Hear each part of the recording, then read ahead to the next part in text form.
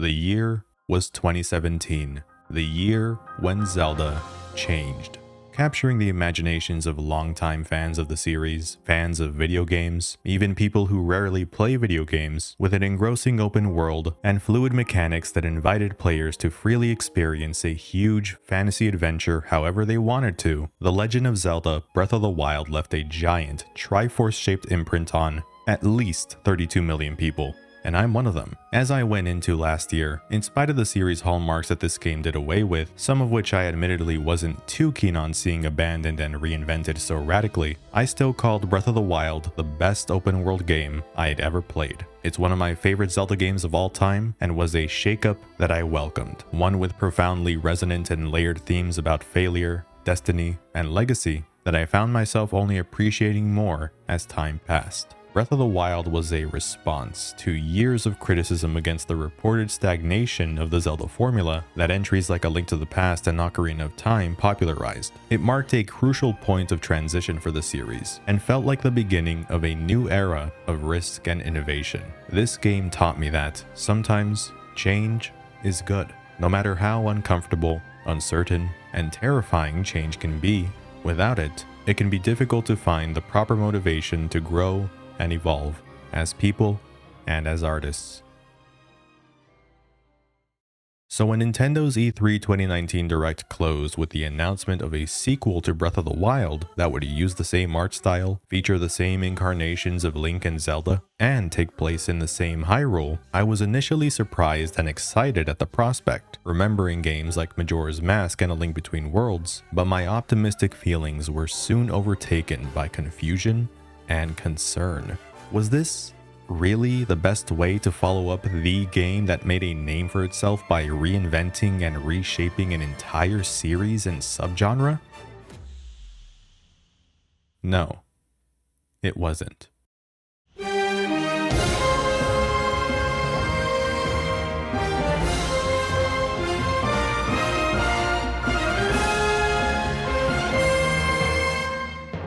Much like Breath of the Wild before it, when Tears of the Kingdom came out in May of 2023, it blew people away. Critics and general audiences lauded the title's impossible physics engine, complimented its open world that was geographically expanded to a near unfathomable degree from Breath of the Wild, and praised the developer's continued efforts to not only prioritize the open-ended nature of non-linear Zelda, but to push the focus on player freedom beyond what anyone could have possibly imagined. It got to the point where people began referring to Breath of the Wild as a tech demo, a first draft if you will, seeing as Tears of the Kingdom appeared to be greater than it in just about every conceivable way.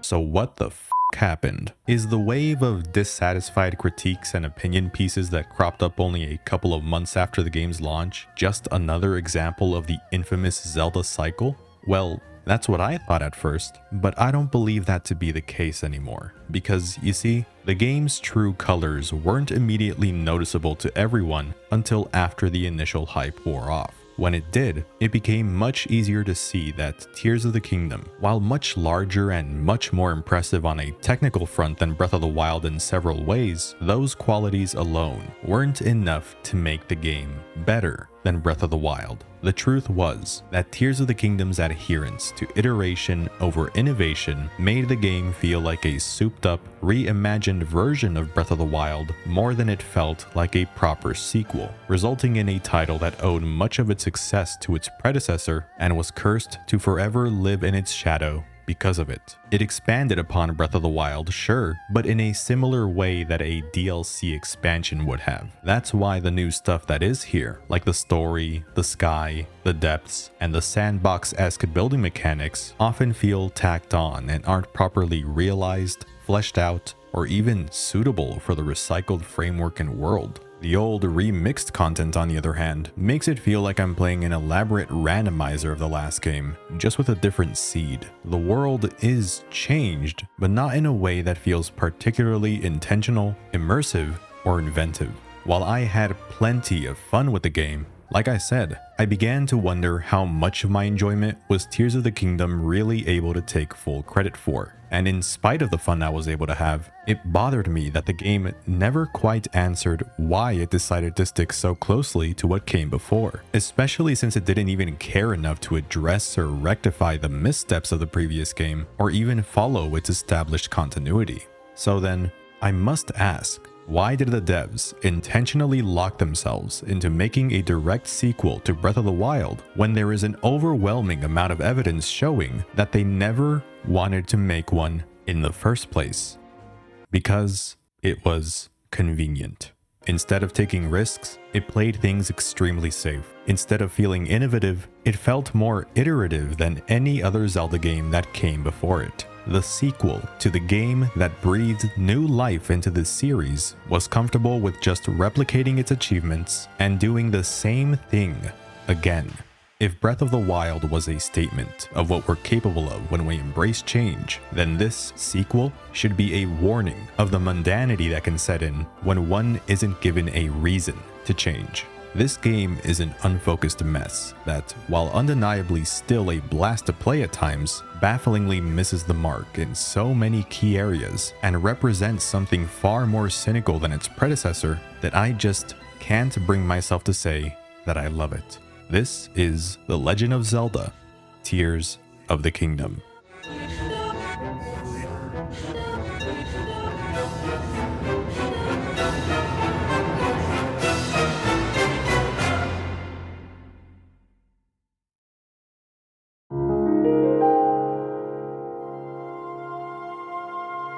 Hyrule in Breath of the Wild was the star of that game. The act of exploring its spacious, gorgeous landscapes was the highlight of open-air Zelda for many players. I'll never forget when I first stepped foot into the sprawling fields of central Hyrule, the grassy wetlands of the Faron region, the scorching sands of the Gerudo Desert, or when I first experienced all of those incredible, magical moments that cemented my first playthrough as one of the most legendary of my life. Finding the malice-corrupted form of Nidra at the top of Mount Lanayru, battling the divine beasts alongside my newfound companions, helping an entire settlement develop from the ground up, successfully navigating through the thick fog of the Lost Woods and finding the resting place of the Master Sword, and promptly being told I ain't shit.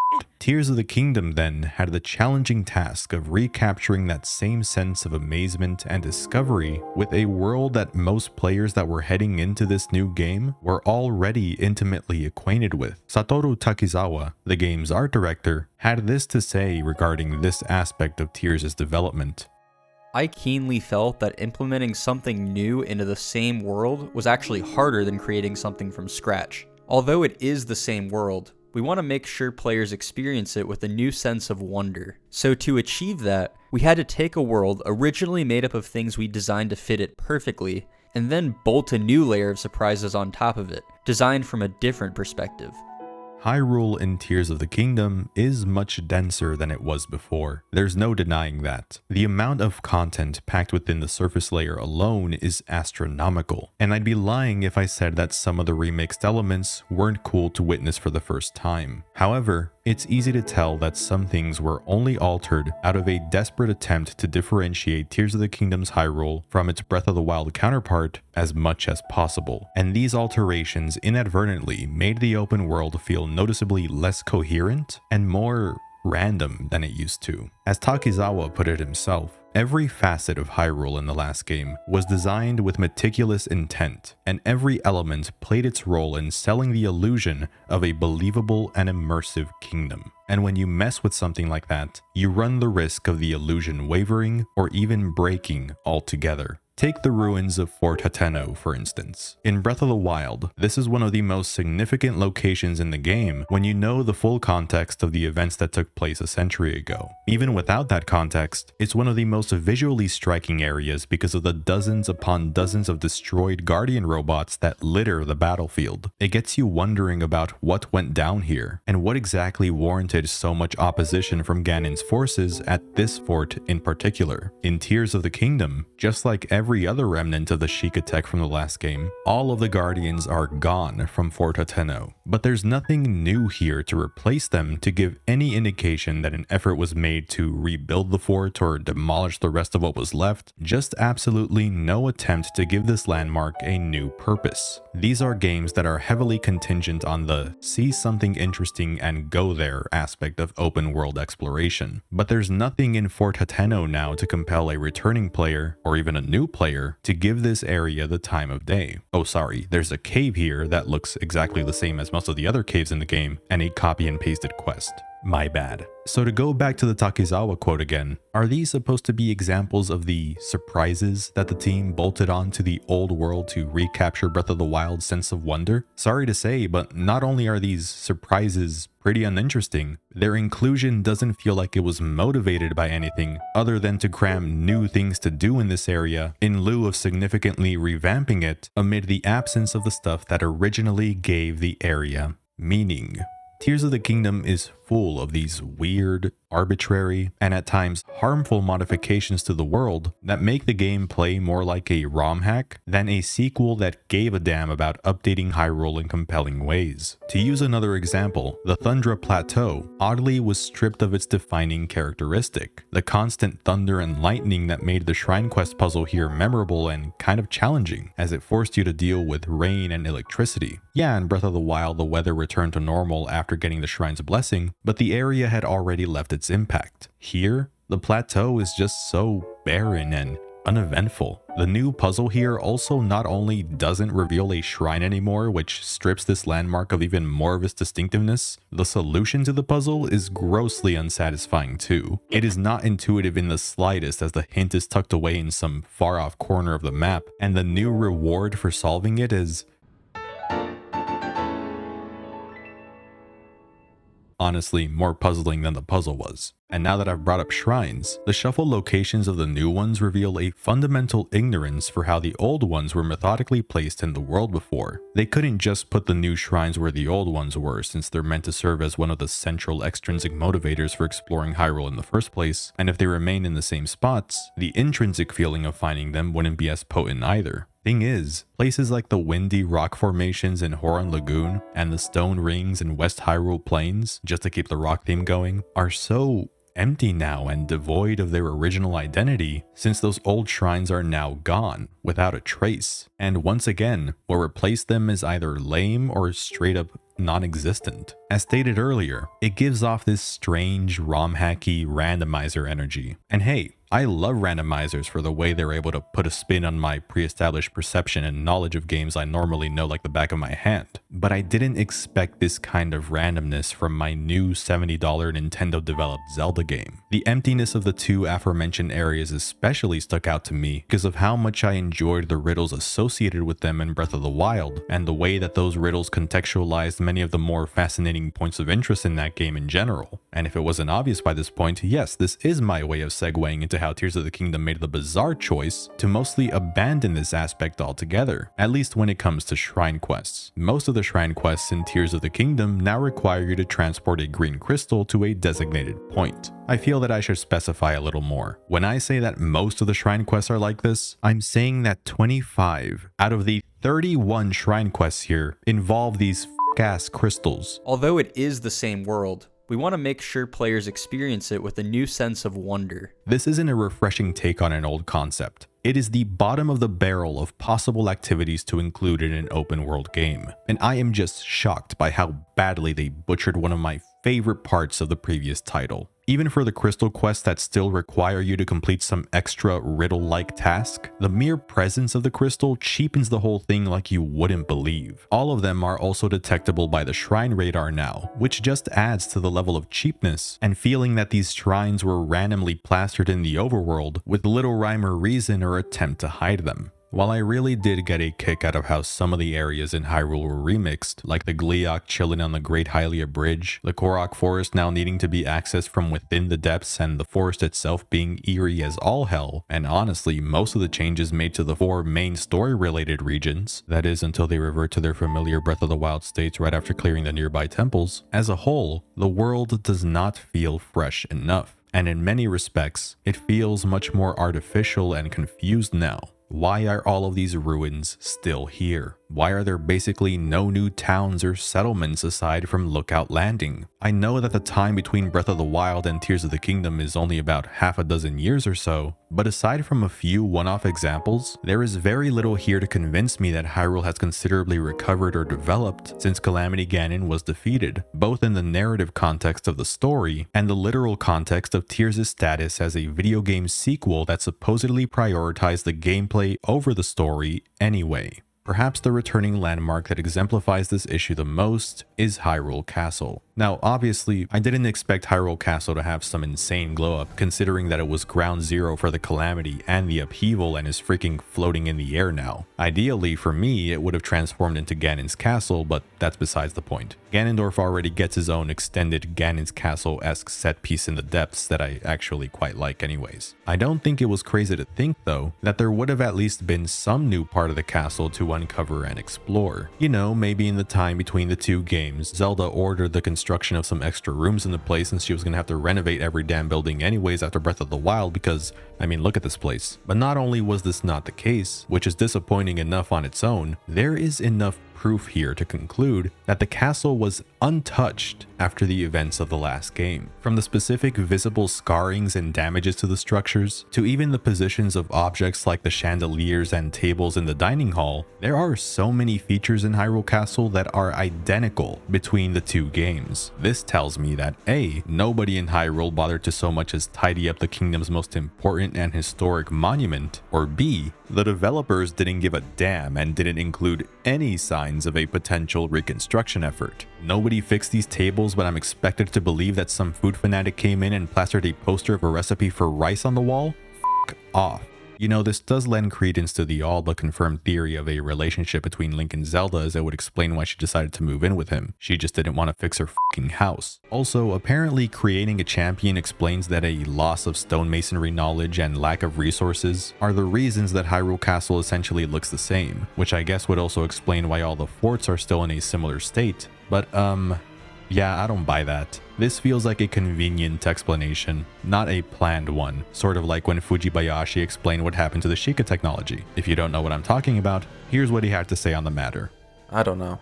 I should clarify that Hyrule Castle did receive one key change, more like an extension, that I not only appreciate, I consider it to be one of the highlights of my first playthrough of the game, the Royal Hidden Passage. After completing at least one of the dungeons, you can return to the shelter and Lookout Landing to find a small crevice in this wall, allowing you to go behind it. There you'll find a cave, but not just any cave. It's a series of tunnels that stretch out all the way to where the foundation of Hyrule Castle lies on the map, well past even the ruins of Castletown. These tunnels go on for what feels like forever. Paths branch off from each other, creating this feeling of claustrophobia and disorientation. Some paths lead to these secluded jail cells, where you can find pieces of the returning soldier's armor set. And at the end of this long voyage, you end up at this spiral staircase that leads all the way up to the actual interior of the castle, at least the part that remained on the surface after the upheaval. At the base of these stairs is a stone slab, with text detailing that Hyrule Castle itself was built to act as a seal for the imprisoning chamber. This was one of the most fascinating revelations and moments of my second visit to Hyrule. It felt like an organic amendment to the world with a payoff that was ultimately very cool to find and learn about. And hey, the actual rewards I found on this little adventure weren't half bad either, which I can't exactly say about every side area in this game. I didn't even mind all that much that I had to burn through nearly a dozen rock hammers during my spelunking, because by the end of it, I did feel that fresh sense of wonder that I wish this game offered more of.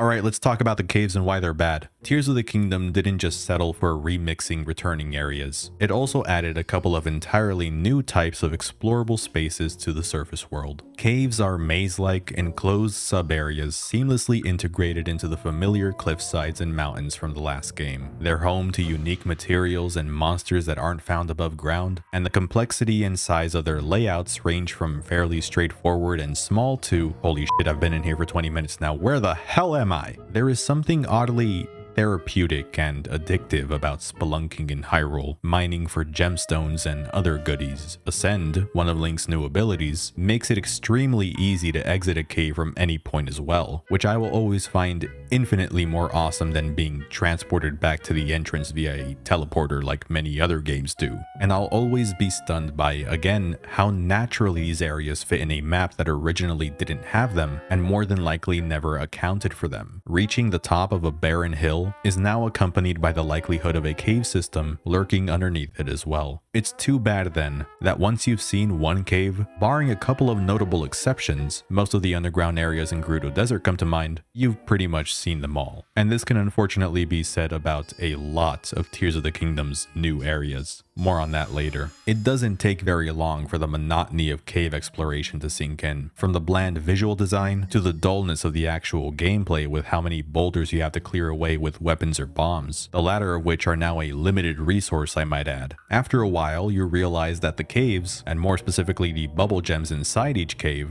are nothing more than another Korok seed-like collectible to add to your completion total and to trade in for pitiful rewards. There may be items and enemies that you can't find elsewhere within the caves, but the things you find in one cave are almost guaranteed to also be in every other cave, making a vast chunk of them feel interchangeable. Caves eventually became tiresome to trek through, and developed into one of the many activities in Tears of the Kingdom's revamped Hyrule that I began to ignore the more I played, once I considered them no longer worth the time to engage with. Even more basic than the caves are the wells, which are mostly utterly worthless. They look no different from the average cave, and most are only a fraction of the size. I really don't understand why these are here. This is one of the last paragraphs I'm writing in this script because I genuinely almost forgot to mention them. They leave absolutely no lasting impression. The caves, at the very least, can be mindlessly fun, as I said. What's the point of the wells other than just being yet another checklist item for completion? You know, that's a common trend here. So many of Tears of the Kingdom's additions to the surface world are designed to be checklist fodder. The caves, the wells, Addison. There are 81 of these goddamn Hudson signs, and the puzzles always come down to the same goddamn repetitive busy work type bullshit. Even many of the returning side areas and activities have been degraded to become checklist fodder in some form or another. Stables are now all linked to a fucking useless new pony point system that doesn't even deserve more than a quick mention. Oh, customization options for my horse that I'll barely use? You shouldn't have. The stables are also tied to the Lucky Clover Gazette questline, so you better find every stable if you want to unlock the Froggy armor set. You don't want to deal with that pesky rain anymore, do you? Well, too bad, because this doesn't even work anyway unless you upgraded enough at the Great Fairy, and by that point, you'll likely already be done with the game. Even the overworld mini-bosses are more checklisty than they used to be, because now there's a star next to the ones you've already defeated. It's like they're not even trying to hide the fact that their main purpose is to fill the overworld with more monotonous tasks to check off. Yeah, that's right. This game somehow made me bitch about a QOL feature. I'm only 8 pages into this script and I'm already losing my shit. God help me.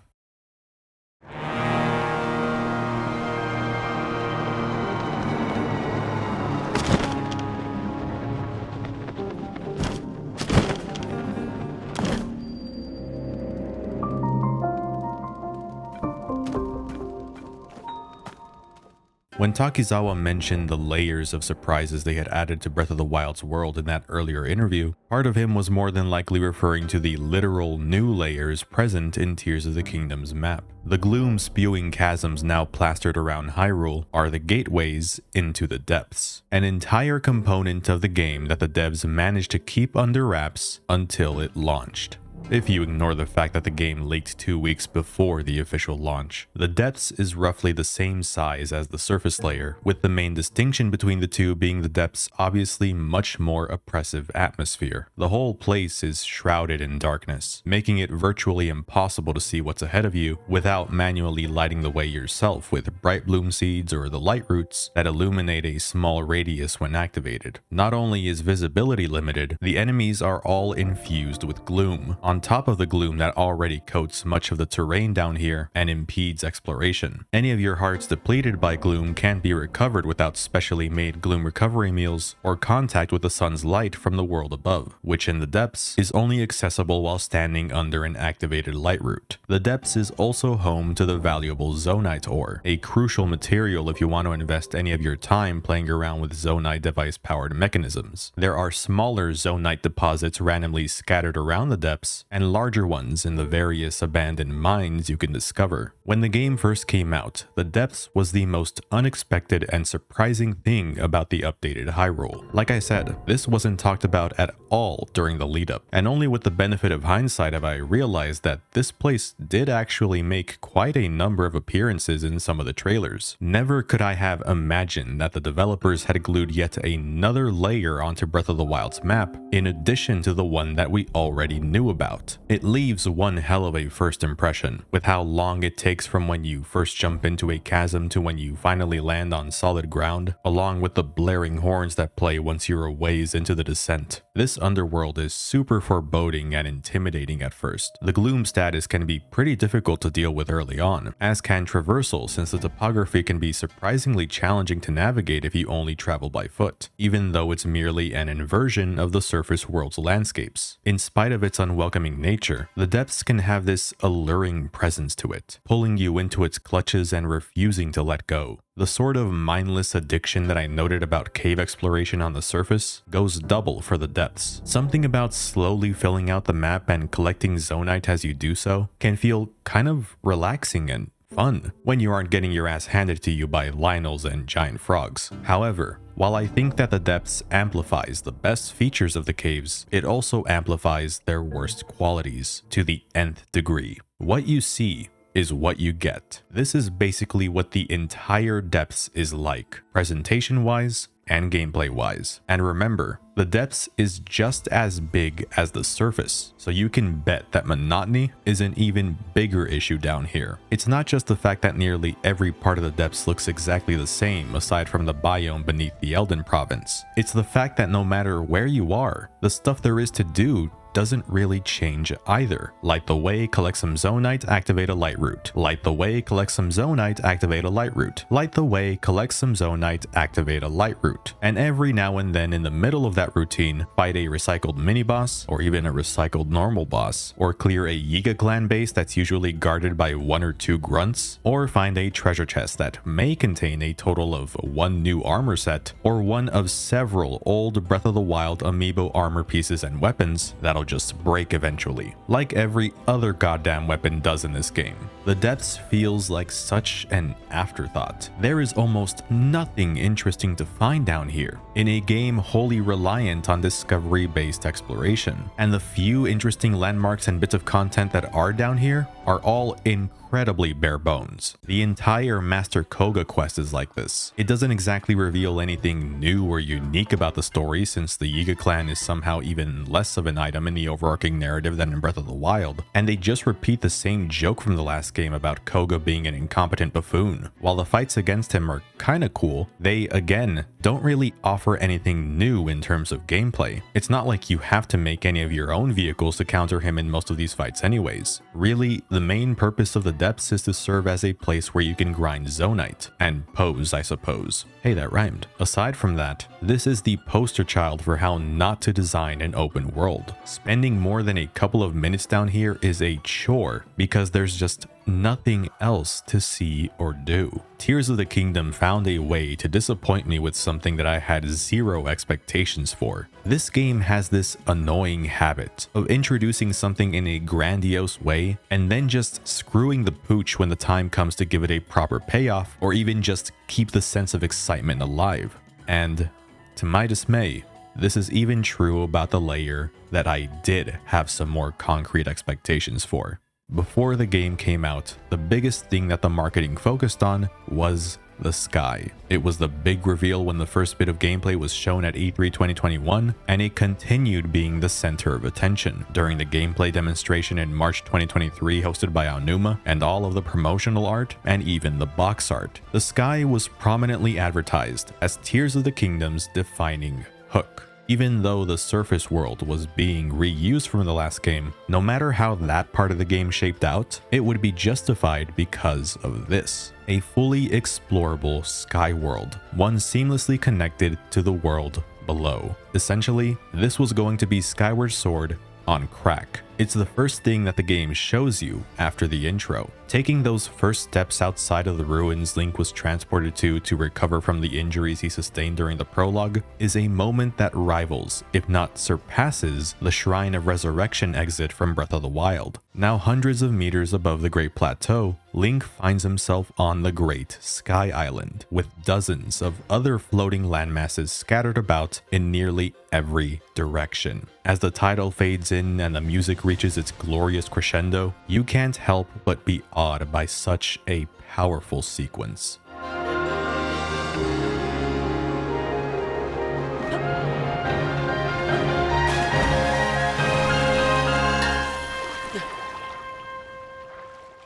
I personally had a blast going through the Great Sky Island for the first time, taking in its serenity and gorgeous visuals, getting acclimated to the game's brand new mechanics and systems, and figuring out how to navigate the Sky Island and its many challenges with their help. Sure, it did outstay its welcome a little and is generally less open than the plateau in terms of the order in which you can tackle the shrines, but it only made me look forward to the later Sky Islands even more, since I assumed that they'd be less linear and even more fun to explore. Then after landing on the surface for the first time, going to Lookout Landing to complete a very boring mandatory quest to acquire the paraglider, and being launched from the first Skyview Tower, the map of the surrounding region was recorded in my Purapad along with the map of the region's sky, and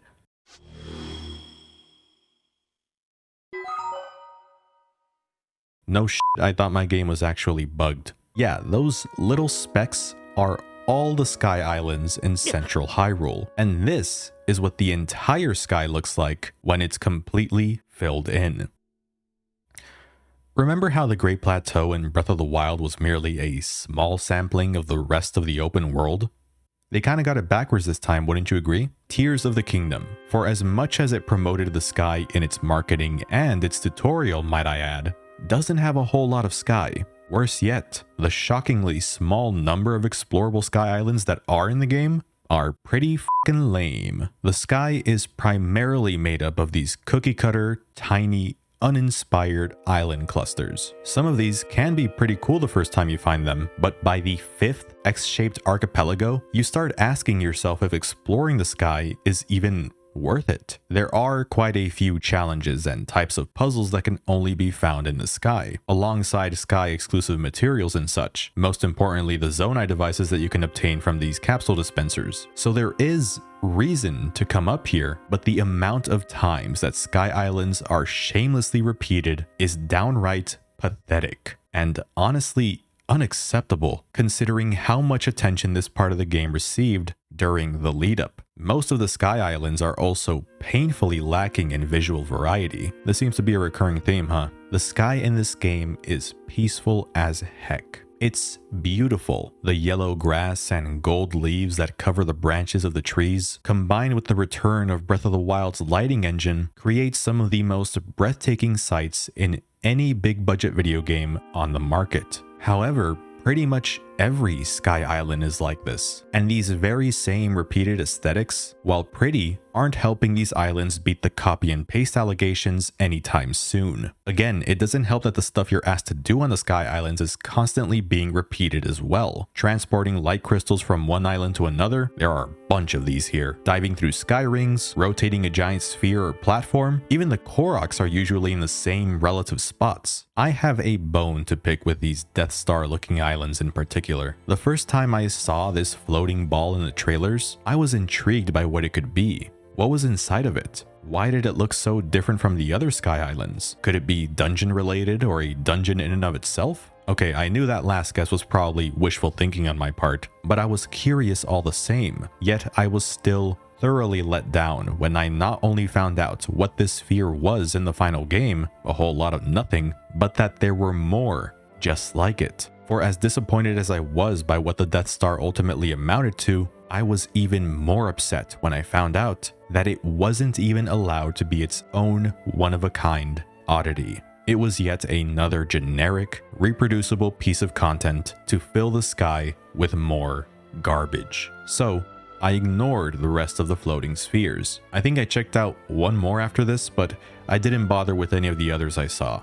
They were just like the X-shaped island chains and the tall vertical diving ones. Once you've seen one, you've seen them all.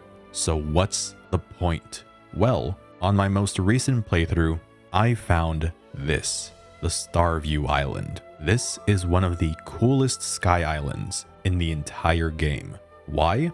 I mean, just look at the screen. Honestly, it's mostly because it's different from most of the other ones, but I also legitimately really dig its look and the light puzzle it asks you to solve with mirrors while dealing with the low gravity mechanic. But why exactly didn't I find it on my first playthrough? Because it's tucked away inside one of the giant spheres. The very same spheres I intentionally avoided. I unknowingly skipped over one of the best and most memorable parts of the sky because of these fucking balls. How was I supposed to know that this was the exception to the rule? The one sphere island with actual interesting content. That's the thing. I couldn't have known because the game led me to believe otherwise. I kept myself from fully exploring the rest of the sky once I became completely disillusioned with the concept after the first couple of sky areas underwhelmed me. And I didn't mention this earlier when I was on the topic, but the same thing happened with the caves. I never found the more interesting ones in the Gerudo province or Death Mountain during my first run because they were some of the last areas I went to, and by that point, I had become just as disillusioned with the caves as I had with the sky.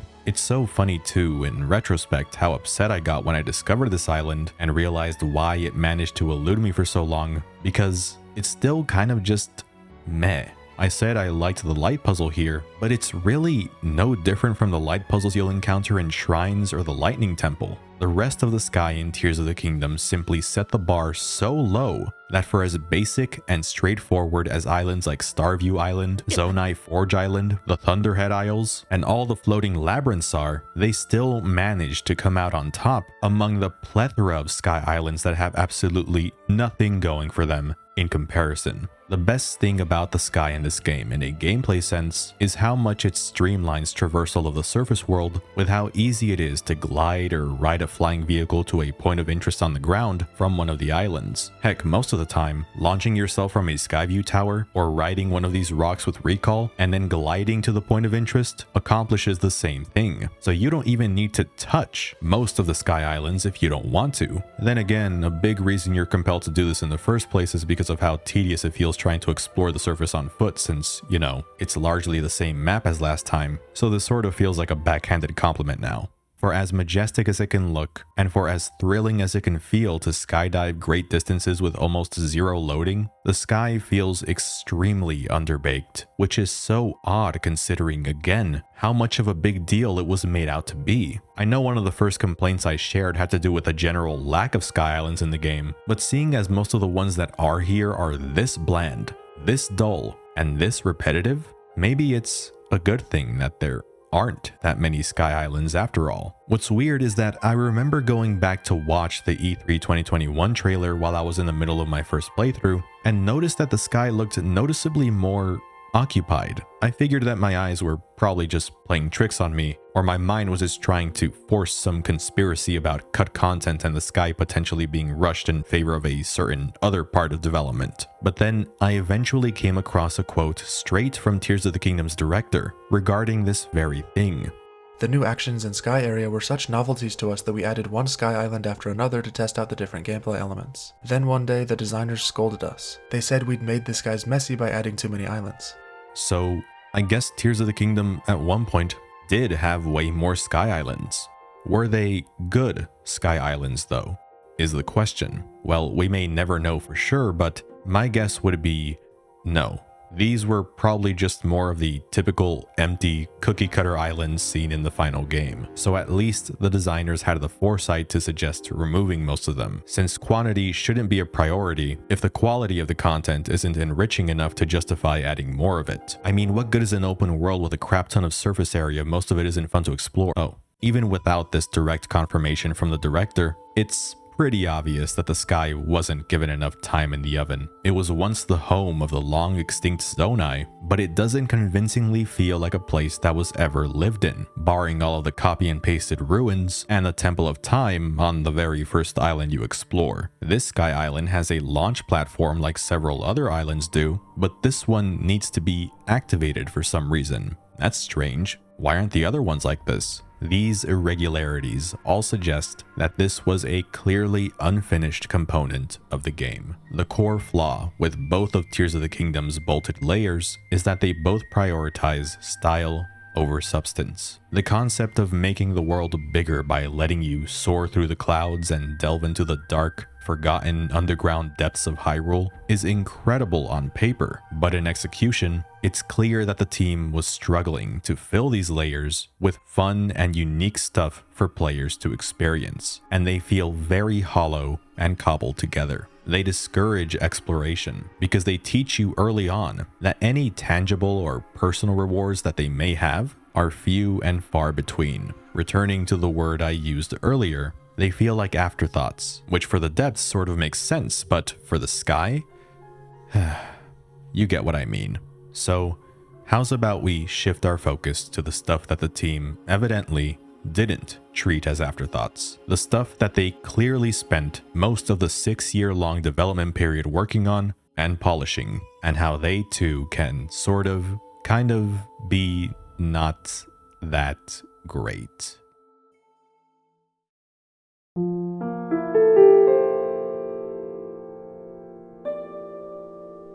If any argument can be made in favor of the decision to set the new Zelda game in the old Hyrule, the strongest support for that argument can be found within Link's new abilities. The rune system in Breath of the Wild was one of the biggest innovations that game made. Permanent Zelda items acquired right at the beginning of the journey, used right up until the very end of said journey as tools to aid in exploration, combat, and tomfoolery, if you will, when combined with the game's physics. The developers knew that they couldn't just bring them back for Tears of the Kingdom though. They had to create new ones that would fundamentally alter how players would explore Hyrule the second time around. These new abilities, courtesy of Link's brand new arm, introduce more flexibility into every fiber of Tears' gameplay than the runes ever did, and those were already plenty flexible in their own ways. The Great Sky Island may be more linear than the plateau, but it was almost a necessary compromise to ensure that players would run into plenty of handcrafted puzzles designed to make them experiment with each new ability as they're unlocked one by one. These hand abilities are pretty dang special, and they're the closest the game gets to almost convincing me that the return trip to Hyrule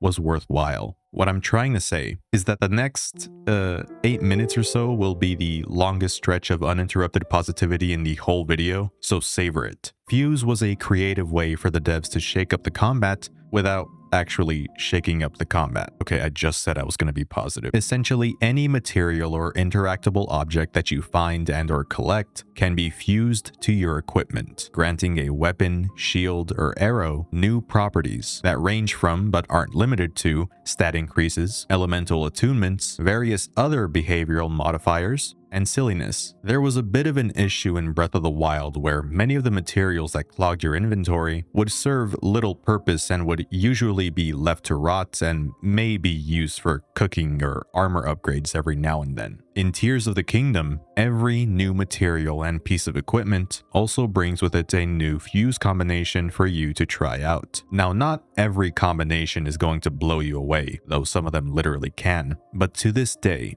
I'm still finding out about a bunch of cool fusions that I didn't know about. Attaching rockets to arrows practically gives them infinite range. Swinging weapons that have been fused with Lizalfo's tails makes them extend like whips. Any material that can be struck to activate a dormant ability can be used against monsters by attaching them to your shield and letting them hit the shield on purpose. Puff shrooms and muddle buds are busted when used this way. I haven't even touched on how fuse factors into the weapon durability this time. Yes, it came back, and a lot of people weren't happy about it, but if you recall from my Breath of the Wild retrospective, I learned to really like weapon durability. My main issue with it came from how it discouraged combat in the mid to late game when I had amassed a large arsenal of high-level weapons and didn't want to waste them on spongy enemies that would only drop wooden sticks in return. Most of the weapons in Tears' Hyrule have become brittle due to the upheaval. Fusing stuff to your weapons is the main way of getting around this. Weapon appendages won't just buff their attack stat,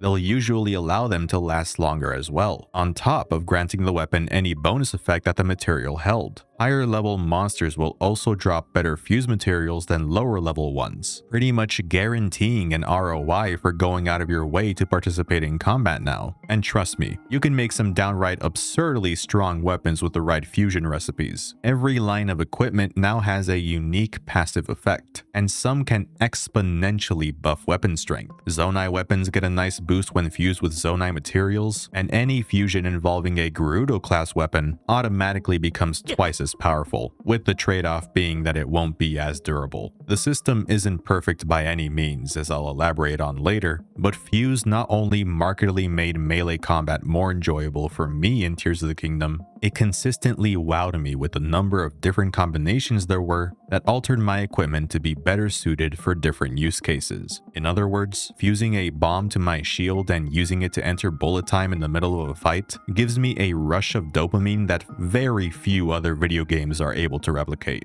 Ascend is similar to climbing in that it completely changes the means in which you think about and interact with the environment in a way that flies in the face of conventional 3D open world game traversal. Any ceiling, as long as it's low enough, can just be phased through now. This mainly comes in handy when exploring caves, as I said earlier, but the ability really shines when you stop limiting yourself to traditional ceilings. Basically, if it's above you and at least a little parallel to the ground, you can ascend through it. Like climbing, Ascend will have you looking for imperfections in cliff sides and buildings to figure out how to optimally get to the top of these structures. Since practically anything can function as a ceiling in this game, you can often create your own ascension points, especially when combined with the power of recall. In a game that already has abilities like Ultra Hand and Ascend, Recall somehow manages to break my brain more than those do due to how impossible its very behavior feels. Recall takes an object that was, is, or will be in motion and can reverse its movement. The timing and speed at which the object moved will also be maintained during the rewind process. So if you grab a plank of wood with Ultra Hand, for instance, hold it above your head for a couple of seconds, and then use Recall on it, voila! You've created a temporary, makeshift ceiling or elevator for yourself. But honestly, even that just barely scratches the surface. Recall can be used to catch things like the new backpack Koroks if you accidentally drop them. You can use it to keep objects suspended in midair for a period of time to be re-grabbed from a different position and bypass all sorts of challenges. It can help you create a moving platform to cross gaps or a launching device. Oh sh! It's this game's version of Stasis, an ability with practically infinite applications if you think outside the box. It's pretty damn awesome, and again, mind-bending as all hell. The most impressive thing about these abilities is the code and logic that powers them under the hood. Frankly, it's the most impressive thing about Tears of the Kingdom in general. This game leaned in hard on the freeform sandbox aspect of Breath of the Wild that social media popularized, making it a little more inviting and accessible for casual players. And that's precisely where Ultra Hand comes into play. Ultra Hand is by and large the ability that holds the most creative potential in Link's toolkit. At first, it appears to be a supercharged magnesis, allowing you to pick up pretty much any object, not just metal ones anymore, and even rotate them in addition to adjusting their position. The lack of restriction in terms of what Ultra Hand can interact with is wild enough on its own, but that doesn't even begin to cover everything. The ability to rotate objects in place is necessary to get the most out of Ultra Hand's second and arguably most important feature, the power to glue multiple objects together. Tears of the Kingdom lets you build virtually anything your beautiful, twisted mind can conjure up with the myriad of construction materials and other miscellaneous objects around Hyrule, but the power of the building system is only truly unlocked when you use Zonai devices. Various Zonai devices are specifically designed for the purpose of being used as parts for building stuff, from defense systems, conventional vehicles, wackier pilotable contraptions, and literal weapons of mass destruction. The sky can quite literally be the limit, and it is astounding how sticking all of these different parts together can produce something that just works. When putting together a vehicle, as long as it has a steering stick and something to propel it forward, you can control it. The game will recognize it as a manable machine. And with the advancements made to the physics engine since the last game, if you have a knack for engineering or robotics, you can figure out all kinds of crazy shit to take the building to a whole new level. Portable pots can be used as ball joints, springs can be used as suspensions. Really, the intuitive nature of Ultra Hand deserves all the praise I can possibly muster. Even without the use of Zonai devices, being able to make stuff like bridges on the fly by just attaching a bunch of planks of wood or logs or boxes together, I get why this game took 6 years to develop. The amount of work that must have gone into making these mechanics so modular and stable, just bravo. The inner machinations of this game are a feat of programming, and the developers should be proud of that. This is the source of the most fun I had with Tears of the Kingdom. But the thing is, I also see this part of the game as the root cause and embodiment of the utter lack of harmony between Tears of the Kingdom's many ideas and systems. I think the team leaned too hard into the sandbox elements. They've gone on record saying that the idea of making vehicles with Ultra Hand was directly inspired by viral Breath of the Wild clips of players pushing that game to its limits to make flying machines using 2 minecarts and such. It's true that this was a very novel thing about the last game, one that I even praised and brought attention to. What made it so novel, however, was that it fulfilled a very specific niche, a niche that players such as myself found amusing to watch in YouTube compilations, but weren't necessarily interested in trying for themselves for more than half an hour or an hour at most out of curiosity. Perhaps if Tears of the Kingdom substantially developed this concept and found a way to incentivize everybody to let their creative juices flow to make elaborate inventions, I'd be taking this part of the video in a different direction. But that's the problem. Tears of the Kingdom rarely pushes you to build things that the game doesn't just flat out give you the blueprints for, in a figurative and literal sense. If anything, it gives you every reason to believe that spending the time to make an over-engineered contraption is simply a waste of time. There are a couple of quirks about Zonai devices that I have neglected to mention until now. Many of them disappear after just a few short minutes, completely dismantling your hard work in the process. The things you build can flat out despawn if you so much as walk a couple of meters away and take your eyes off of them, and they deplete your energy cells while they're active, which is basically this game's version of the classic magic meter. The rate at which your batteries drain is dictated by the number and types of Zonai devices in use. You can upgrade the batteries with crystallized charges which can be exchanged for Zonite, but Zonite, as I said earlier, is primarily found in the depths, and the amount of time it takes to mine enough Zonite to upgrade your energy cells to a point where your fighter jet won't run out of fuel after just a couple of seconds in the air vapidly makes this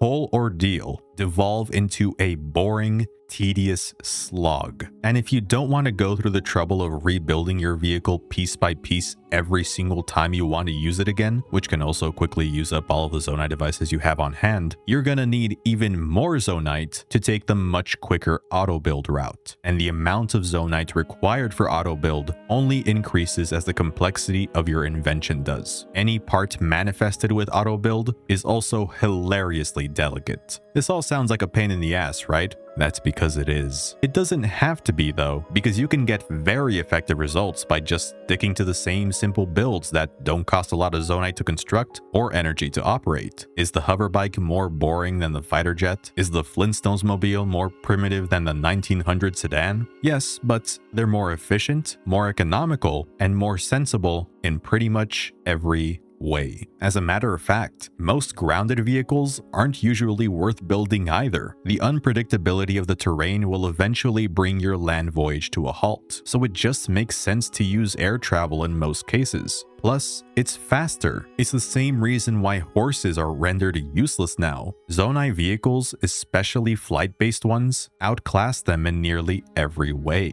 This whole feature feels so detached from the rest of the game. There's nothing else in Tears of the Kingdom that feels more DLC coded. It's like two different games in two different genres have been sloppily stitched together with little to no attempt to organically merge them. It's so disconnected from the game's main objectives that I was largely able to avoid this entire component altogether for roughly the first third of my latest playthrough, only engaging with it in the bare minimum sense, and I could have avoided it even longer if I really wanted to. The thing is that the devs were fully aware of this disparity while developing the game, and even argued that they successfully created something that could engage any kind of player.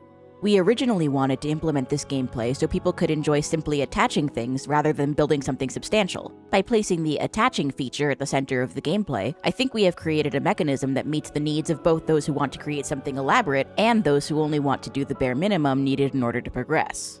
While that's all well and good, and I obviously can't speak for everybody, the people I have talked to have all reported a vexed dissatisfaction with the game not pushing them to use Ultra Hand to create more complicated contraptions to solve challenges. This is not a system designed to equally appease all types of players. For a player like me who values carefully engineered puzzles that require carefully engineered solutions, I feel like I've been left out to dry. The few times you're actually required to engage with the building to accomplish a specific task posed by the game, like in the shrines, what happens is that either the same concepts are just regurgitated ad nauseum, further cementing the idea of how unmotivating it is to make intricate creations when the game can't even be bothered to come up with anything more intricate than some fans attached to a wing, or there's usually an alternative, better solution to the problem at hand, oftentimes involving Zonai devices or Ultra Hand anyways, but applied in a much more efficient manner that completely trivializes the task. It is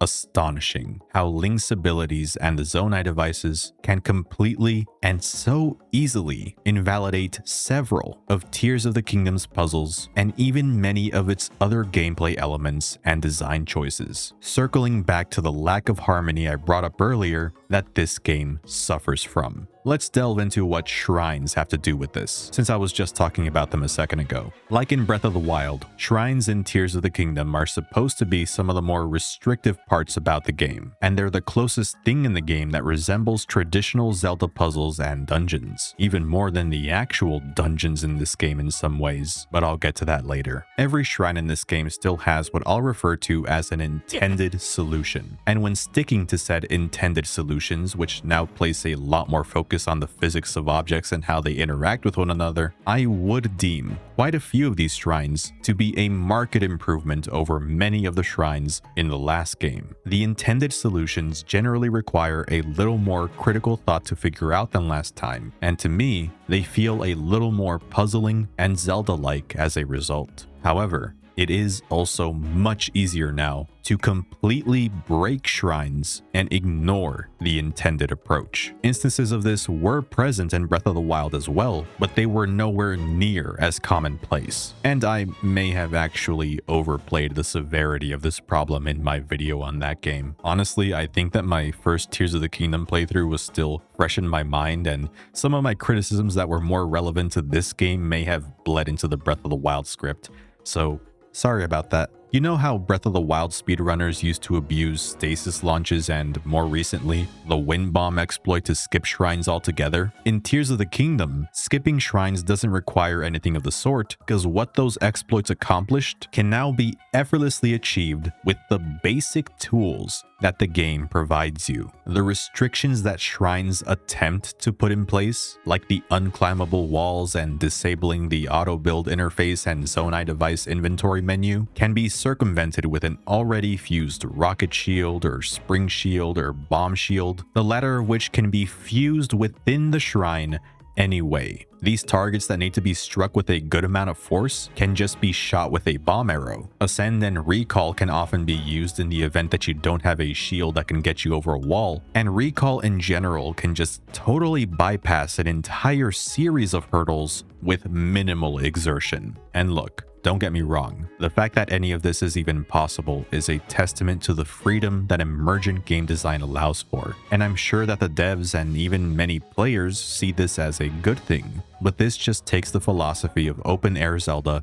a little too far for my liking. Pushing this form of game design to these extremes harmfully devalues some of the more legitimately interesting puzzles here, revealing that, at the end of the day, these puzzles are basically expendable because of how simple the game makes it to cheese them. And once you become aware of these cheats, it's difficult not to notice how flimsy the puzzles really are. Even if I purposefully limited myself to playing the game in a certain way, a part of me will never be able to shake that underlying sense of unfulfillment. Whatever satisfaction I get wouldn't feel genuine and would only be temporary. My accomplishment would be immediately undercut by the mere thought that the effort I put into my solution of choice wasn't necessary in the first place. And outside of shrines, this phenomenon infects almost every facet of the open world too.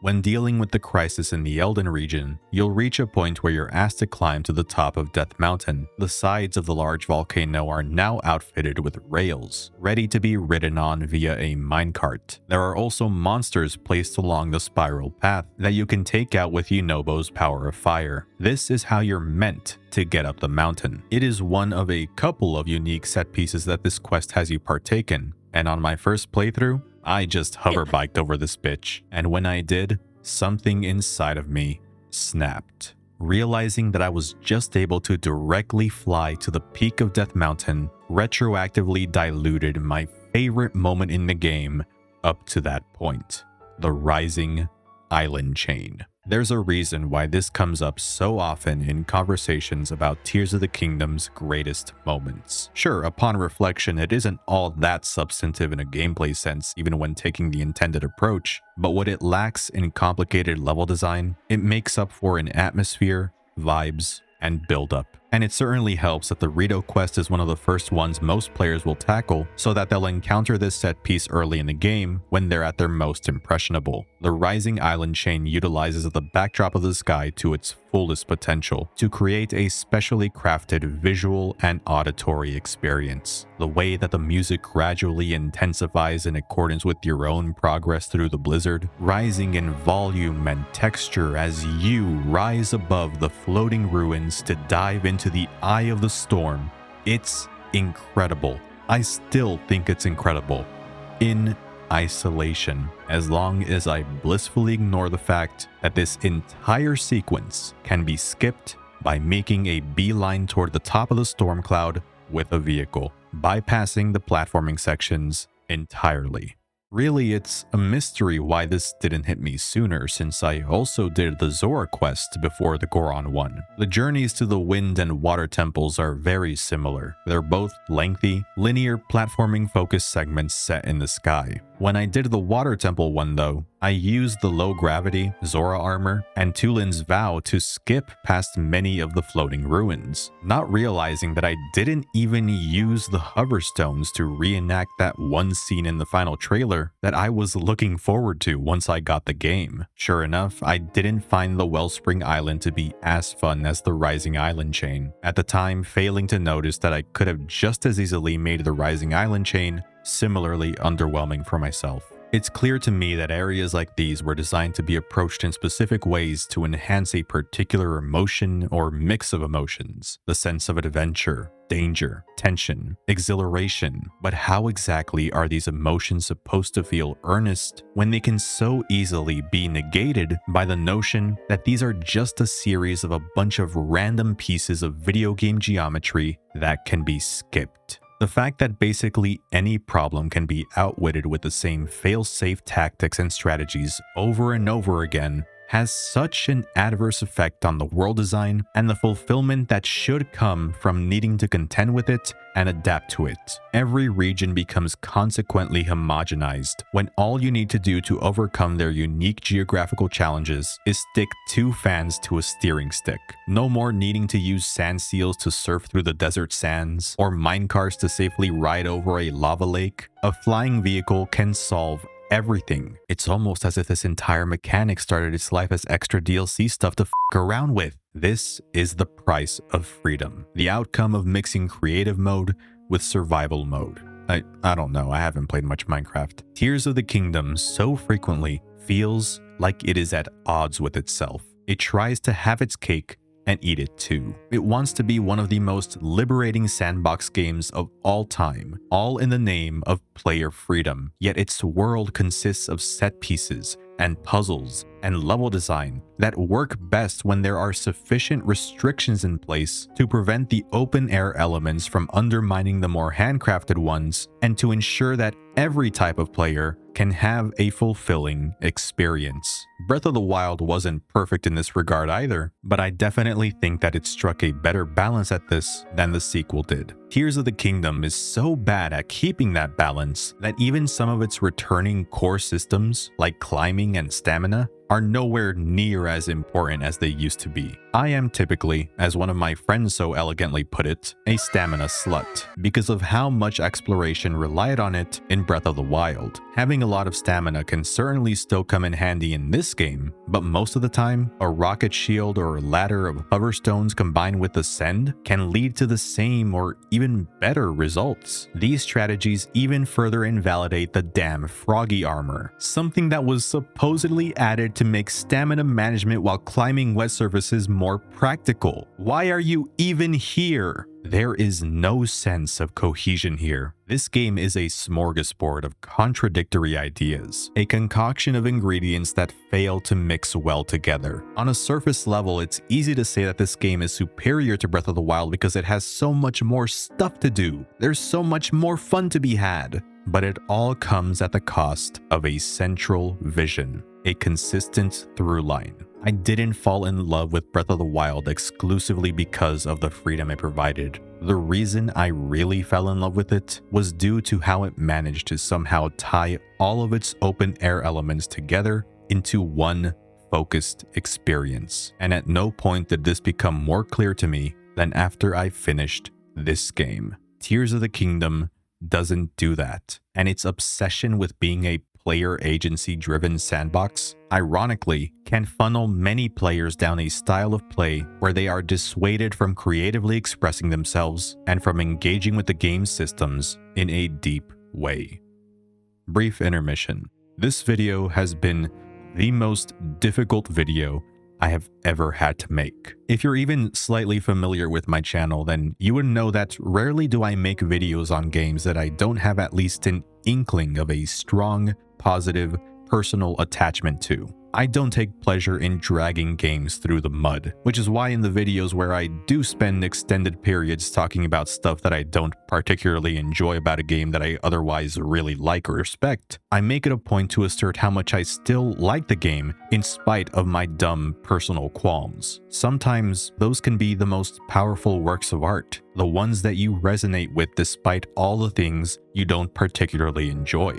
Honestly, if Tears of the Kingdom had put even a modicum of effort into correcting some of the more glaring blunders of its predecessor, or gave even a shred of a shit for its story, then everything I have talked about for the last hour or so would be null and void. I would be able to look past it. Unfortunately, for as much as I've racked my brain for honestly more than a year at this point, this game doesn't really have what I'd call a silver lining. Every incredible or new thing that it does is tainted in some shape or form, and it stubbornly doubles down on nearly everything that Breath of the Wild missed the mark on, from the tiniest of stumbles to the biggest of mistakes. So before I end things off by going over the story, let's get all of those out of the way first.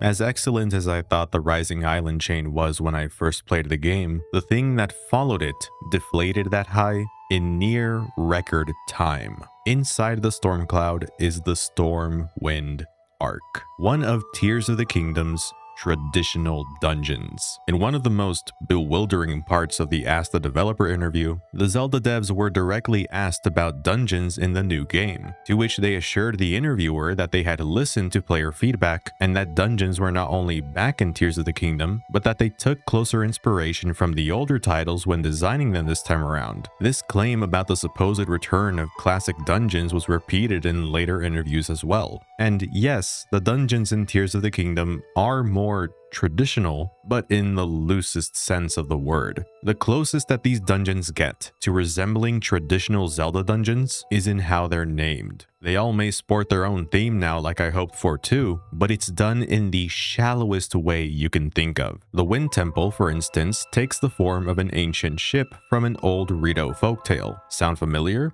Well, it should. This is extremely similar to the Sandship dungeon from Skyward Sword. The important distinction between the two, though, is that the Sandship incorporated elements of its setting into the gameplay of the dungeon, while the Stormwind Arc does not. The Wind Temple might as well just be another divine beast with a shiny new exterior. I don't feel like I'm exploring a legendary ship. Many of the puzzles and challenges here are borrowed from certain shrines and sky islands. There are no unique enemies whatsoever, and again, it's pretty much the divine beasts all over again, right down to having the same terminals that need to be activated before fighting the boss. Actually, no, they're not exactly like divine beasts, because at least the divine beasts had the gimmick of having you manipulate and explore the inside of a giant mech going for them. Holy shit. These dungeons are so bad that they make me miss Breath of the Wild's dungeons. I didn't think that was possible. I thought that the devs would have taken notes from the Champion's Ballad DLC dungeon and refined their ideas from it to make Tears of the Kingdom's dungeons a significant step up. With the exception of one, maybe two if I'm being very generous, the temples are either of a similar quality to the divine beasts from the base game of Breath of the Wild, or they're flat out worse. Why are there no small keys? A select number of shrines are designed with small keys in mind, so why aren't the dungeons? It would be such a simple way of handling progression, a method that has proved to be very effective in the past. Who the f*** thought that this water temple was acceptable? No, seriously. Who in their right mind thought that it was okay to make the Water Temple, the dungeon known for featuring the most maze-like, labyrinthine structures and brain-taxing means of progression of any dungeon archetype in the series, one of the most brain-dead, uninspired dungeons/levels/whatever that I've ever seen in an action-adventure game? It's the worst 3D Zelda dungeon by a mile. Oh, look at that, it's over. People tend to say that the fire and lightning temples are at least somewhat decent, and I'm sort of inclined to agree with that, at least when it comes to the lightning temple. The opening section before reaching the main room where the typical terminal affair commences is probably the most invested I became in any of the main 4 dungeons in this game. But while my first impressions of the fire temple were pretty positive, upon closer inspection, it's not that great either. Even ignoring the fact that this is yet another thing in Tears of the Kingdom that you can shit on with the hoverbike, the intended approach with the minecarts gets old pretty damn fast, and just isn't very fun. The Spirit Temple, or more accurately the Construct Factory, is probably the best dungeon in the game, if only because it's the only one you can accidentally come across and complete without needing to do some run-around prerequisite story content in the immediate region first. This is something that I've wanted from this new breed of Zelda games ever since the Breath of the Wild demonstration at the 2014 Game Awards, and Tears of the Kingdom delivered on that. for one dungeon, but hey, it's better than nothing. Plus, the Construct Factory is home to some of the best Ultra Hand / Zonai device-based puzzles in the whole game. No joke, some of these are genuinely great. However, this temple does also involve... I am convinced that nobody playtested this shit. The Minoru Sage is clunky and cumbersome as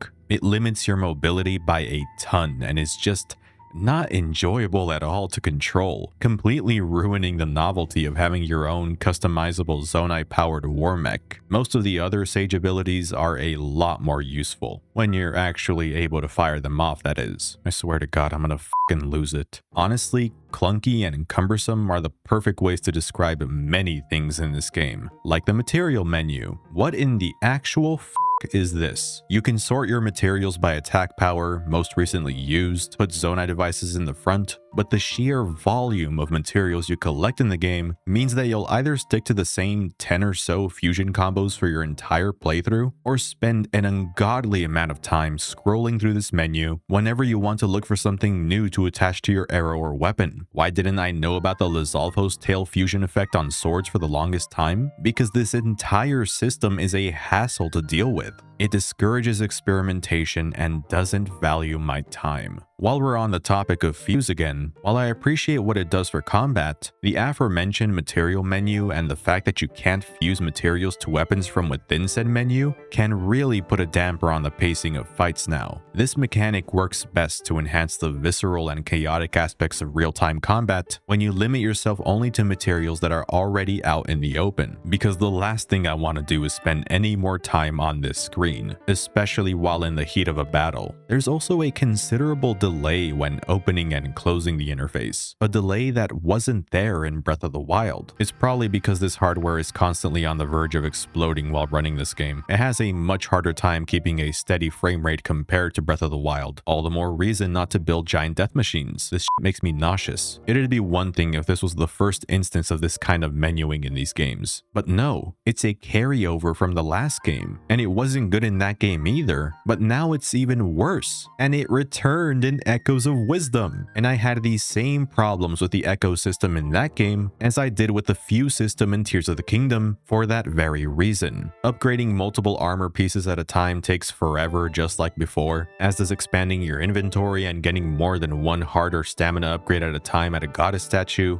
I mean, what can I say? This kind of stuff should have been fixed. This all should have been a no-brainer to fix. They obviously heard all the criticism levied towards the last game, but it's like it fell on deaf ears. But hey, those pesky tests of strength shrines are gone. In their place are these proving grounds challenges that take cues from Eventide Island and the Master Trials from the last game. That's awesome. That's pretty damn dope. How else did they improve the shrines? Ain't no damn way there are more of these fucking things now. Tears of the Kingdom has 52 blessing shrines. Why?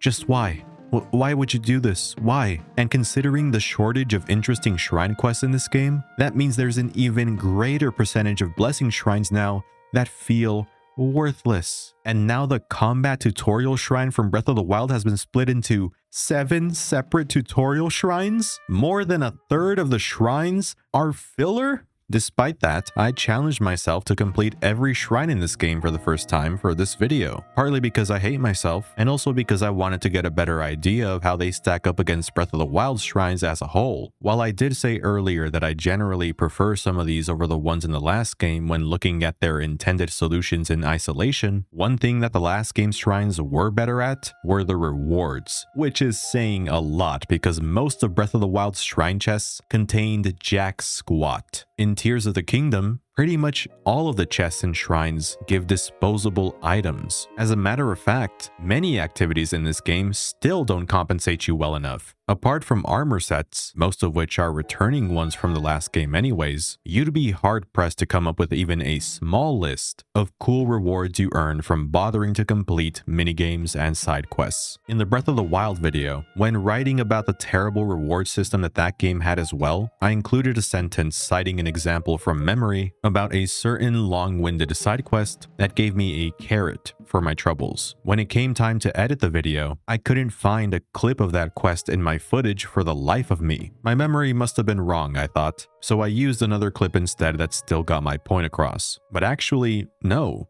My memory was better than I gave myself credit for. I was actually remembering one of the quests in Tears of the Kingdom, this one in Kakariko Village, that gives you an Endura carrot after finishing it. Also, it's one thing to make the actual items you receive be boring as hell, but it's another thing to receive so few of them. There's a reason that the duplication glitch got so much widespread attention and use from even casual players in those early months. Acquiring certain materials the normal way is just way too slow. The game can be very stingy with the availability of some of them. The glitch especially came in handy when it came to Zonite, as it saved me the trouble of needing to spend hours in the depths. And lo and behold, I was actually a little more incentivized to build more stuff, knowing that I could just summon them later with auto build. And then Nintendo patched the game. Quite a few times, actually. You know, they also patched out some well-known Breath of the Wild exploits like whistle sprinting. I guess these just don't constitute their definition of letting players make their own fun. Fuse puts a clever twist on the combat, sure, but Flurry Rush is still busted as hell. Spears and the two-handed spin attack are still blatantly overpowered. The Master Sword is weaker than in Breath of the Wild, even though the story suggests that it should be more powerful than it has ever been. No, seriously, it feels like this thing breaks now if you so much as sneeze near it. And Link can still gorge himself with an all-you-can-eat buffet in the middle of fights, even when he goes up against f***ing dragons now. And speaking of new enemies, they're just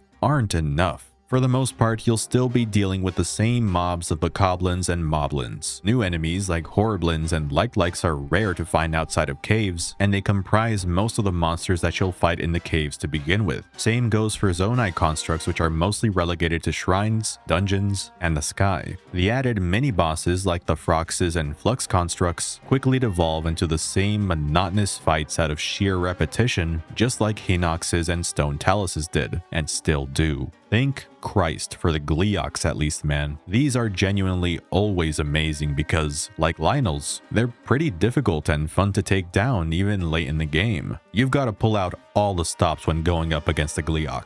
And the sense of spectacle that these fights offer when you take the battle to the skies and the elements cause a mini thunderstorm or blizzard or Armageddon, it never gets old. Which I wish I could say about Colgera, but he's piss easy, and I had to intentionally stall the fight so that I could get footage of when the Dragon Roost leitmotif kicks in. This is truly one of the games of all time. Right you are, my weirdly enthusiastic self. Leave it to the game of all time to introduce a new type of mini-boss that can most closely be compared to a demonic hellspawn and have its fatal weakness be a wall. You, need a hand there, buddy? The Gloom Hands and in turn Phantom Ganon are pretty damn lame after the first encounter. Phantom Ganon's role as yet another repeatable mini-boss is especially crushing because it diminishes the impact that he should have left as the boss that caps off the Crisis at Hyrule Castle main quest. Gloomhands, on the other hand, are supposed to be Tears' version of Guardians, and while they're certainly nightmarish, a vibe that I wish the game embraced more, they're nowhere near as scary or dangerous as Guardians. Check out this footage of my Breath of the Wild run from a little over a year ago. I was legitimately panicking here. I went to North Hyrule Field early in the game specifically to get footage of how terrifying Guardians can be early on, and was genuinely caught off guard by how many I managed to aggro. I completely lost control of what I thought would be a scripted encounter. You think I was trying to get my rare, irreplaceable horse killed by a deadly laser for comedic purposes? No, I'm not a monster. Guardians were just that aggressive in Breath of the Wild that even someone such as myself who has been playing the game since launch can still struggle against them. The Gloomhands are child's play compared to them. But for as much as I wanted better dungeons, more innovations to the combat, improvements to the user experience, better tangible rewards, and a greater variety of fun enemy encounters in this Breath of the Wild sequel, somehow, what disappointed me more than all of that was the return of Breath of the Wild's awful side quests. I may have yet to play something like The Witcher 3, which supposedly contains the greatest side quests that have ever graced humankind, but I have played games like Xenoblade, Red Dead 2, and more recently, Yakuza. Do the side quests in these games sport the most riveting gameplay or objectives? No, not all the time. They make up for that though, by making their side content memorable, entertaining, heartfelt, funny, and by giving you a legitimate reason to be invested in the characters involved and the dilemmas they're involved in, no matter how serious or unserious they may be. Majora's Mask, a Zelda game mind you, understood this as well, which is part of why its side quests are aces. In contrast, I cannot stress how little I give a about 90% of the side quests in Tears of the Kingdom, and much of that has to do with how few fucks I give about the game's side characters. Just like Breath of the Wild, most of these are generic, by-the-numbers fetch quests given to you by the most forgettable NPCs you'll ever find in an open-world game. Many NPCs in these newer Zelda games suffer from Insomniac Spider-Man syndrome, where everyone is just overly nice and quirky, and their dialogue always feels like it's coming from the same person, resulting in so much homogenization and leaving me with only a small handful of interesting and unique people to latch onto. Some of the new side characters here, like Wordsworth,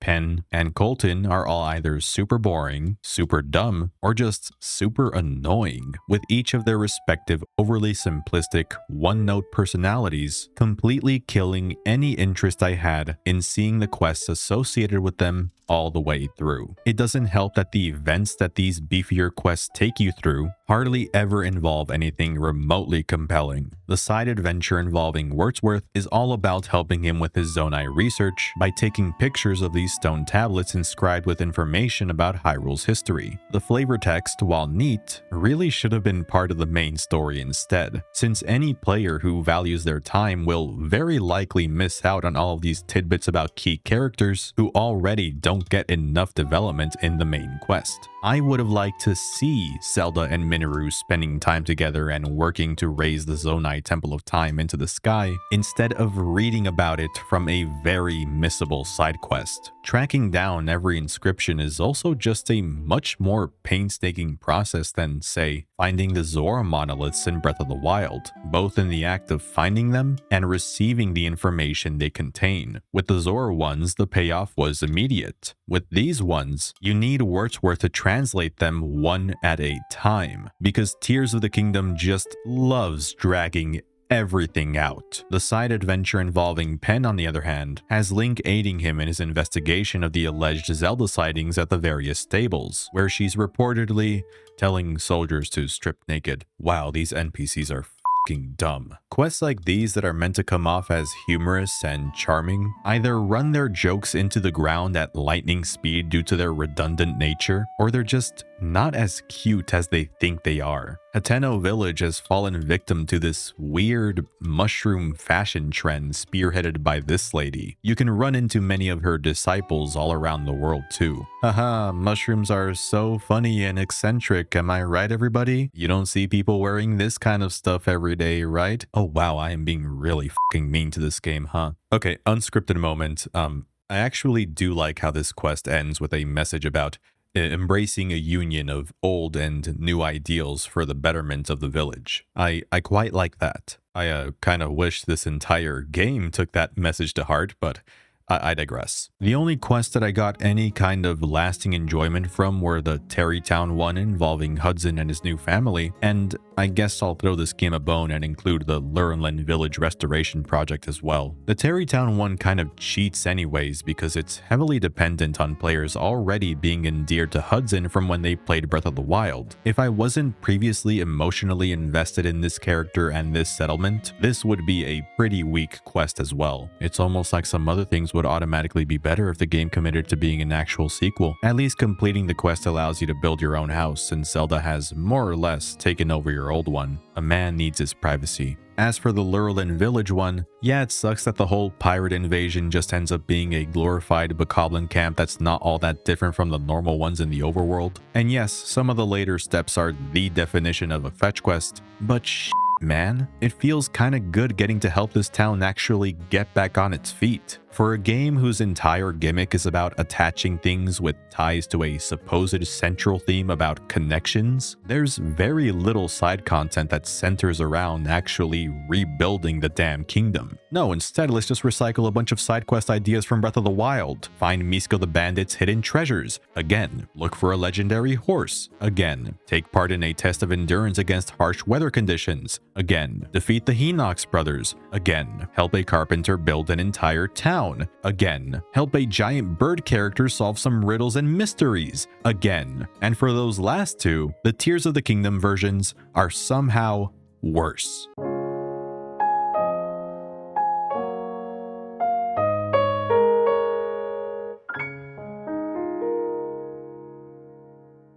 Look, if I really wanted to, I could have gone into more detail about the elements that I really liked about Tears of the Kingdom, but the problem is that would mainly consist of me repeating what I already said in the Breath of the Wild video. Much of what's great about this game was just copied from the last game, so I didn't feel that it was necessary to go over that stuff again. However, I did think it was important to highlight the missteps that the two share because I personally find it quite impressive that they found a way to essentially make the same game twice, yet didn't take the opportunity to refine the second one in the areas that mattered the most, in the areas that had plenty of room for improvement, and that instead they actually managed to exacerbate some of them. This game did not want to be a direct sequel to Breath of the Wild. It didn't want to be another Majora's Mask or even another A Link Between Worlds either. It wanted to replace Breath of the Wild. And sequels typically don't strive to replace what came before, at least not in the Zelda franchise. Think about what I mentioned at the very beginning of the video about how people called Breath of the Wild a first draft in the wake of Tears of the Kingdom's launch. This claim was almost meant to be a jab at Breath of the Wild, but after some thinking, I've realized that it's more of a jab at Tears of the Kingdom really, and exposes this game's fundamentally flawed outlook. This game feels like it was designed with the intent of making Breath of the Wild look obsolete in comparison, which I feel is just a very misguided way of going about making a sequel in a series like Zelda, a series that prides itself on the fact that every game is able to stand on its own merits, carve its own identity, and have its own reason for existing as a work of timeless art. Tears of the Kingdom wishes that it could exist in a world without Breath of the Wild. It treats its progenitor as something to be discarded and neglected, and what's worse is that it does this without even trying to be better than it in the ways that many fans wanted. It somehow underwhelms as both a sequel and as an independent reimagining of the last game. Even after looking at it for what it really is and putting aside my own expectations and preconceptions, it still manages to disappoint. Okay, I think it's time for me to start wrapping things up here. So let's talk about the story now.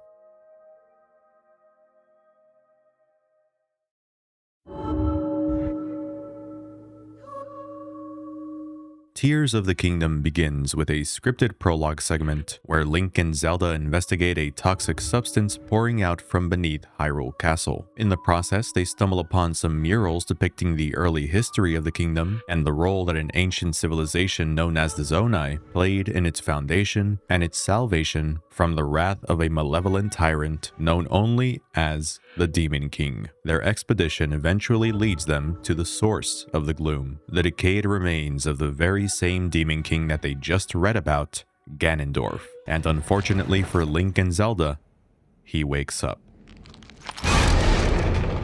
Link's arm is crippled by the onslaught of gloom, much of his life force being drained in the process. The Master Sword shatters, Ganondorf uproots the entire castle, the ensuing upheaval causing rocky formations to rain down from the skies above, and as the ground gives way, Zelda falls into the chasm and disappears before Link is able to catch her. Tears of the Kingdom's intro is overtly expository, linear, and lengthy, completely antithetical to what Breath of the Wild's intro stood for, and it has received plenty of criticism for that very reason. However, I don't think that's necessarily what's wrong with this opening segment, because in isolation, this prologue is kind of sick. It is dark, it is sinister, and raises many captivating questions about Hyrule's past, its founders, this new version of Ganondorf and his relationship with this Link and this Zelda, and all of this sets the stage for a sequel that's seemingly interested in further developing the granular details of Breath of the Wild's Hyrule and exploring new dynamics between our familiar trio of main characters. The problem is that none of this really goes anywhere. You know how I said close to an hour ago that Tears of the Kingdom has a knack for overpromising and then subsequently under-delivering on many of its core components? The sky, the depths, all of that? The story is probably what's most emblematic of this issue. This narrative is made out to be much grander than it is in reality, and really, this misdirection can be traced as far back as before the game even came out. I'm gonna be real with y'all. I was skeptical about the sequel to Breath of the Wild for much of the game's marketing timeline. I had this gut feeling, even way back when, about this title's innate lack of vision, and the trailers that followed the one from E3 2021 only served to reinforce my suspicions. Nintendo took a very minimalist approach with advertising Tears of the Kingdom, which, looking back, was just another attempt to just repeat what Breath of the Wild did, except it didn't work quite as planned, because while every new trailer for Breath of the Wild was crammed with new information due to it just being a brand new game, the spoon feeding in Tears of the Kingdom's trailers became worrying and annoying because it wasn't exactly a brand new game. But then, everything changed when the final trailer premiered. This trailer fired on all cylinders and pretty much single-handedly got me fully on board the hype train after years of hesitance. I went from being a Tears of the Kingdom doubter to a Tears of the Kingdom believer. I pre-ordered the special edition Switch OLED, the collector's edition, the Pro controller, the carrying case for some reason, and even the reprints of the 30th anniversary amiibo that I missed out on back in 2016. It felt good to finally be in that anxious state where I would lay awake at night thinking about the game, obsessively counting down the days until it launched. But in retrospect, Tears of the Kingdom's final trailer was just Breath of the Wild's final trailer all over again, right down to making the same mistakes, but to a much more disastrous and, dare I say, manipulative degree. This trailer blatantly went out of its way to focus on things that fans had been wishing for since Breath of the Wild, chief among them being a more involved and structured story. As somebody who has learned to love Breath of the Wild's storytelling structure, even I was excited at the prospect of an open-air Zelda game with a more conventional narrative. But the way that they framed the story content here was so maliciously misleading in hindsight, especially since, again, Breath of the Wild's last trailer received criticism for doing the same exact thing. The fact that they did it twice is disgusting, frankly. So you can't blame people for having such high expectations for Tears of the Kingdom's story, less so when you take the game's prologue into account. The game chose to open with an extended story sequence, as if to give us a taste of some epic, engrossing narrative lying in wait. Almost nothing else after this intro matches its tone and vibe. Instead, this story is, in many ways, a Mad Lib's retelling of Breath of the Wild's story. It manages to be disrespectful to that game's story. The method in which it's told still baffles me, and crushingly, has next to nothing meaningful to actually say. The structure is practically identical to the last game. After coming to on the Great Sky Island, Link reaches a Temple of Time and meets the spirit of a former king of Hyrule. The first king of Hyrule, which only raises more questions than answers, Rauru. No, not that Rauru. This Rauru is a completely new character, a member of the Zonai, the race of sky people depicted in the murals, and a very technologically advanced one at that. Ring any bells? It should, because the Zonai are basically just the fucking Sheikah again, and these substitutions can be found all throughout the narrative. It is actually insane how derivative the setup is. And if you thought that the events that take place in the present thoughtfully develop the returning cast of characters like any good sequel would, then you haven't been paying any attention. First, let's get this out of the way. Yeah, several side characters straight up do not remember Link. Plenty of people have rightfully complained about this already, along with other continuity-related inconsistencies. However, I don't often hear folks bring up the fact that Link himself doesn't remember a lot of things from the last game either. Many of his dialogue options questionably allow him to make inquiries about stuff that he learned in Breath of the Wild, as if he never lived through the events of that game. He doesn't have amnesia anymore though, and I think it's safe to assume that the canon ending to Breath of the Wild is the one where he regained all of his memories. So, did the writers have amnesia? There's a dialogue option where he can ask what Voes and Vais are in Gerudo Town. Motherfucker, you're the only Voe allowed in Gerudo Town. You had to sneak in there while dressed up as a Vi last time. Oh wow, that actually sounds kind of bad when I'm saying it out loud. But still, you should know about the Gerudo's culture. Why is this even an option? This all not only further supports how averse Nintendo was toward the idea of letting Tears of the Kingdom be the direct sequel it was advertised as, it also drives home how much of a frustrating lead Link is in these games and how inconsistent his character is when it comes to his agency, his personality, everything. I'll talk about this more when I discuss certain plot points in greater detail, but yeah, Tears of the Kingdom has only convinced me more that this is my least favorite incarnation of Link in the franchise. And look, I feel like I should reiterate for those who didn't watch my older Zelda videos that I do not give a rat's ass about the all-encompassing Zelda timeline like I used to when I was younger, and clearly this game doesn't either. Like, why tease us with Ganondorf talking about someone named Rauru when the Rauru that's in this game isn't the Rauru that fans are familiar with? But expecting a stronger sense of continuity in a game that is the most sequely sequel that the series has ever sequeled shouldn't be some huge unreasonable ask. It should be the bare freaking minimum. I don't like to put too much stock in the chronology of the series because, from a design perspective, that can kind of box us in and limit where we're able to take the story as we continue making games in the series. And so I do think it's something that is best for people to interpret on their own.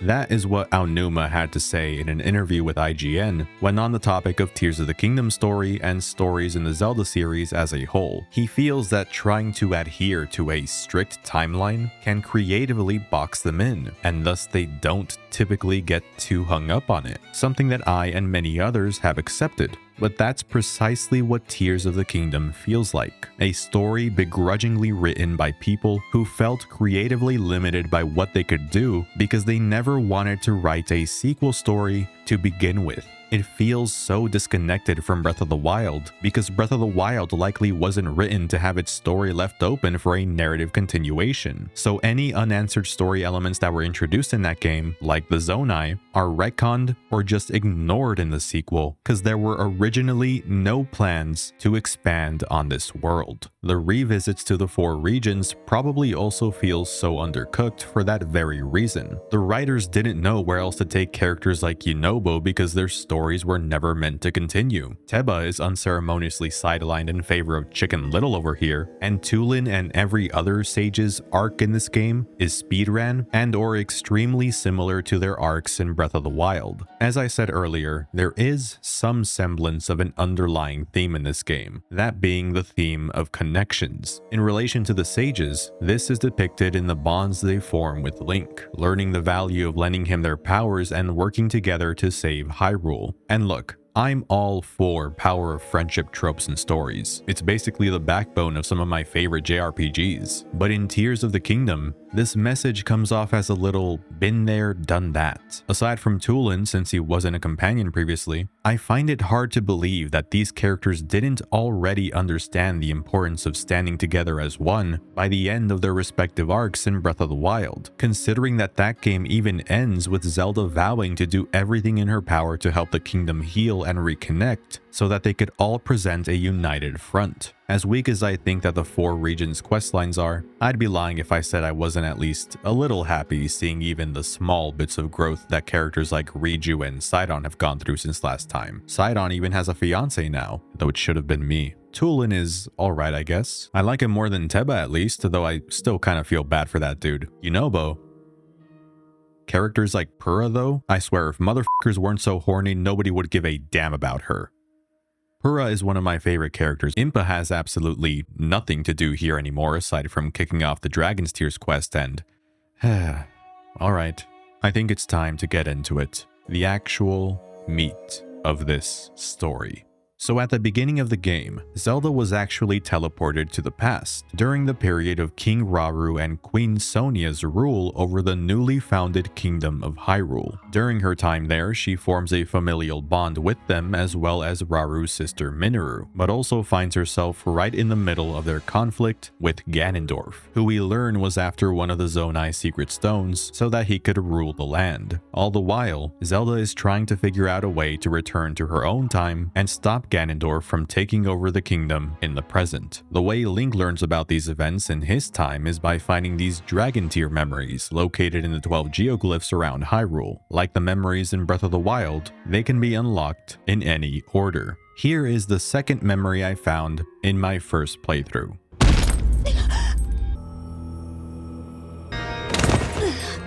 Queen Sonia! Oh no! Queen Sonia! What the f is going on? Tears of the Kingdom's memories, unlike Breath of the Wild's, completely fall apart when watched out of order. Because unlike Breath of the Wild, they tell a very linear story. So why in the shit can I still view them out of order? This recently came up in a Discord call I was a part of, and one of my friends who was in the call brought up a point about how linearly told stories being told non-linearly isn't inherently a bad thing. As somebody who vehemently expressed her negative feelings for Tears of the Kingdom as a whole, she said the return of the memory format was one of the few things she actually liked, even though I felt that it didn't make sense in the way it did in Breath of the Wild. At the same time, we both agreed that the story actually told within the memories kinda shits on the entire concept regardless. And that's the real crux of the issue here. The story in the memories simply isn't very good.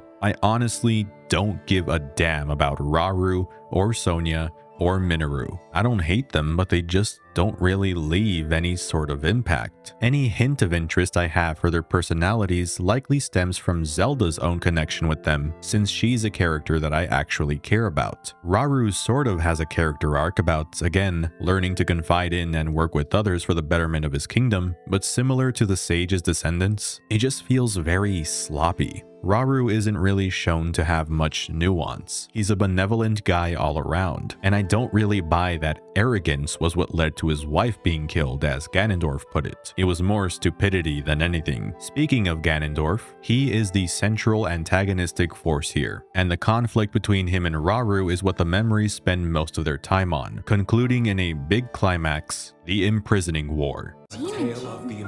Secret Stone? Secret Stone? It contains Demon King. Secret Stone. Ganondorf is built up as this monstrous devil in the prologue. This dude effortlessly defeated a prime Link and broke the Master Sword into pieces. Rauru needed the help of 6 sages to best him in the past, and even then, they only barely clutched a victory, and a temporary one at that. His design is awesome, his aura is unmatched, and when you do actually get to fight him, he doesn't hold back. The health bar gag is as hilarious as it is terrifying. His own fighting prowess is pretty much on par with Link's. This final boss is truly spectacular, despite everything I'm about to say. So what is his motive in this game? What makes Ganondorf so hell-bent on carrying out his mission?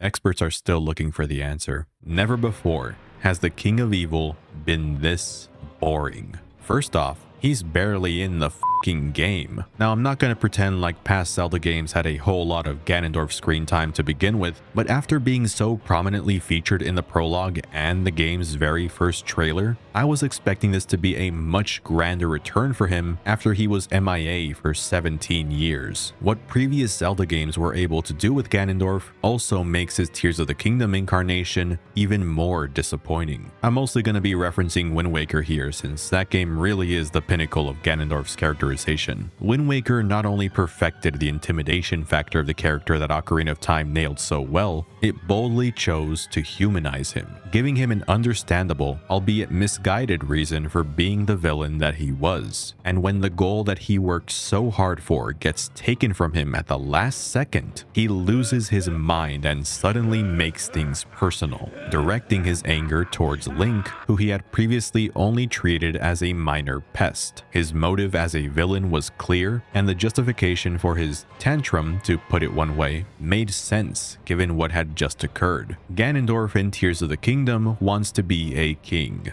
Why?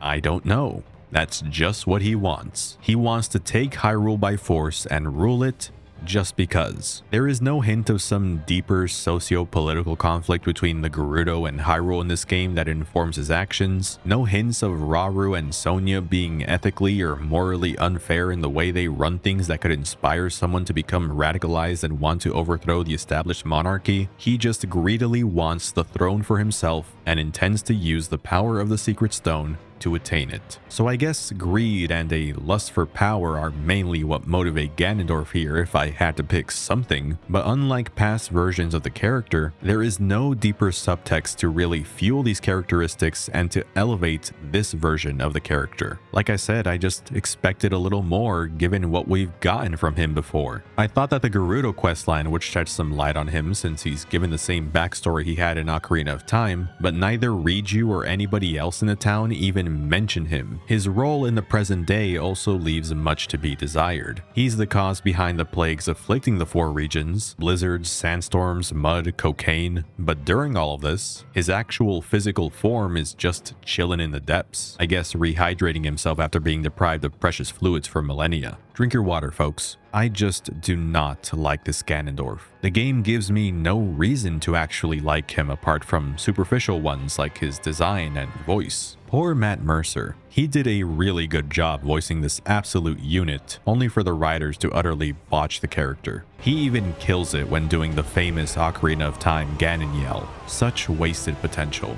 I unironically like the terminal montage version way more. Even his transformation at the end doesn't feel fulfilling. It makes this Ganondorf out to be some petty, moronic man-child, as he completely gives up on his goal because he doesn't want to lose to Link, even if it does lead to one of the coolest climaxes in the series when removed from the context surrounding it. Taking place high above the sky, it's just the Demon Dragon versus Link and the Light Dragon. Let's talk about Zelda. Sadly, if not for my existing fondness for her character after playing Breath of the Wild, I wouldn't have many good things to say about Zelda in this game either. It's disappointing enough that she is once again given a very inactive role, but her character doesn't really see any more steady growth over the course of the memories like in Breath of the Wild either. She's mostly static during her time in the past. That is, until that happens. Shortly after Ganondorf's defeat, Zelda finds herself lost in more ways than one. The people she grew to care for and call a second family are gone, and she is still no closer to finding a way back to her own time. Then suddenly, the broken Master Sword appears out of thin air, ending up here after it vanished from Link's hands on the Great Sky Island. Suddenly, Zelda has an epiphany. She figures out what she must do. Repair the Master Sword using her sacred power, bathing it in pure light magic. The problem is that the blade would take ages to properly heal this way. There's just no way that she could stay alive for that long to return the fully repaired sword to Link, unless she commits the forbidden act of draconification by swallowing a secret stone to become an immortal dragon, losing herself in the process. And that's exactly what she does. Protect them all!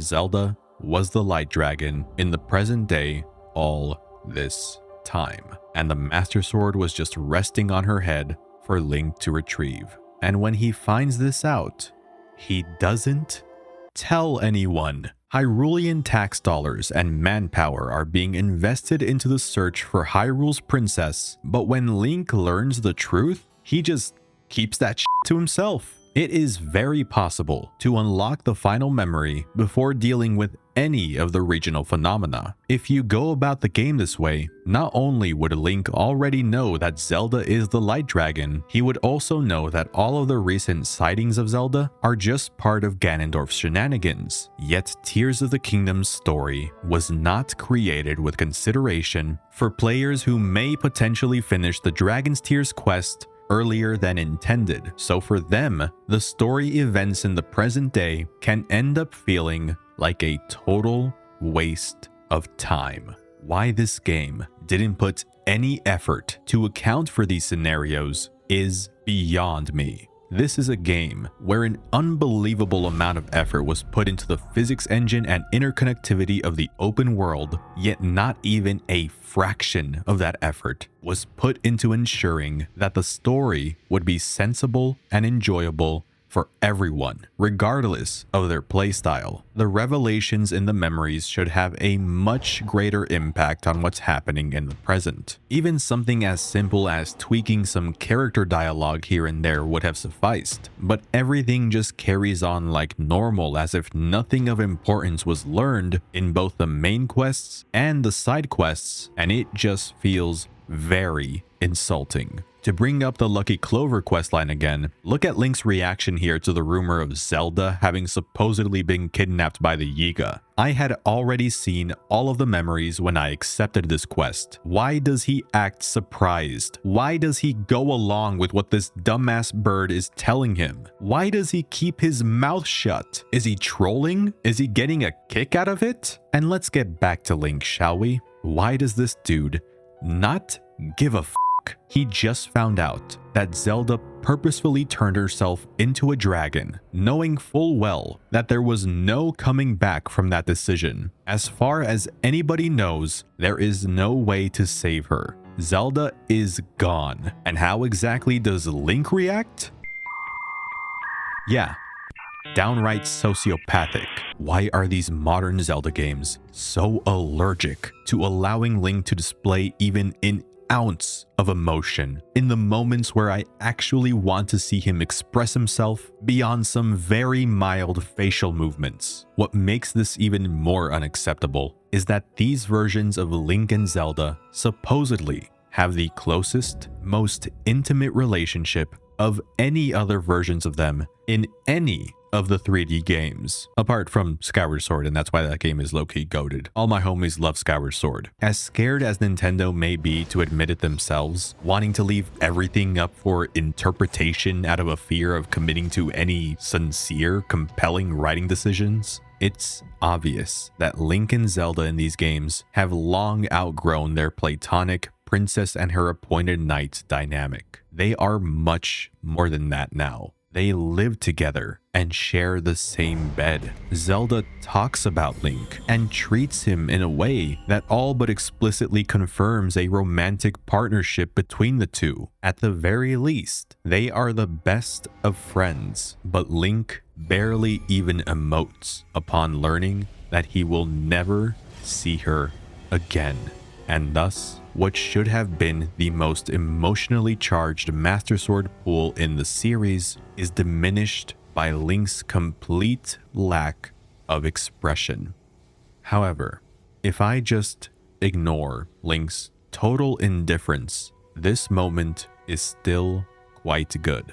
It sucks that I've had to say that at so many points in this video, right? It's especially true here though, because really, what matters when all is said and done is that I cared for Zelda, and I personally felt the weight of her sacrifice. Zelda's struggles and insecurities in Breath of the Wild were traits about her characterization that deeply moved me. I'm all too familiar with what it's like to feel powerless and like you're letting down the people you care about the most, and how devastating it is when you fail at something in spite of how hard you tried to prevent that very failure.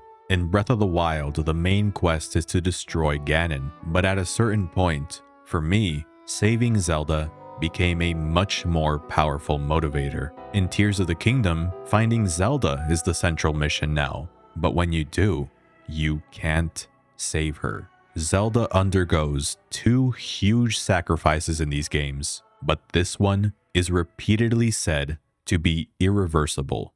Even though Impa vows to look for a way to bring Zelda back, deep down, you know she probably won't be able to find one. Nobody will. Suddenly, the monuments honoring the lives lost during the calamity, the school in Hateno village, they take on a new, more somber meaning. They are now the final remaining vestiges of Hyrule's long-lost princess, symbols of the love she had for her kingdom and her people. It is a very melancholic way to close out Zelda's story, but it's also an appropriate and fitting closure. This is a character who has already displayed a willingness to give up so much for the sake of those she cares about, even her humanity.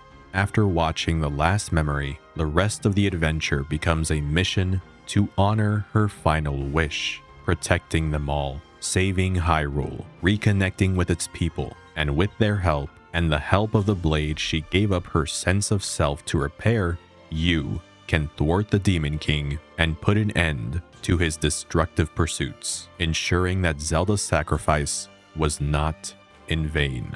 And by some miraculous twist of fate, Zelda's draconification is undone. The ordeals you went through to unify the kingdom and awaken all of the sages brought each of their secret stones together, and with their mystical power, some last-minute help from the spirits of Rauru and Sonia, and with the strength of everyone's hearts now united and stronger than ever, Zelda's humanity is restored. The story comes full circle, and Link is able to catch her.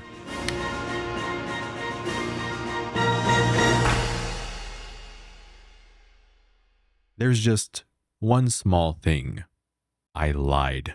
Zelda turns back into a human at the end of the game, regardless of what you do. That whole part about the secret stones and the bonds between Link and his friends having to do with it, I made it up because that's how I wish the ending panned out for this whole adventure to have actually mattered. Yes, I also think there should have been an alternate ending where Zelda stayed as a dragon to punctuate the permanence of her sacrifice and establish a real consequence for failing to truly fulfill her wish. The way that it's handled in the final game is the safest way they could have gone about it. And now, I really am left with nothing to take away from this narrative. This final scene feels so empty and undeserved now, and Zelda gives the same damn speech she gave at the end of Breath of the Wild.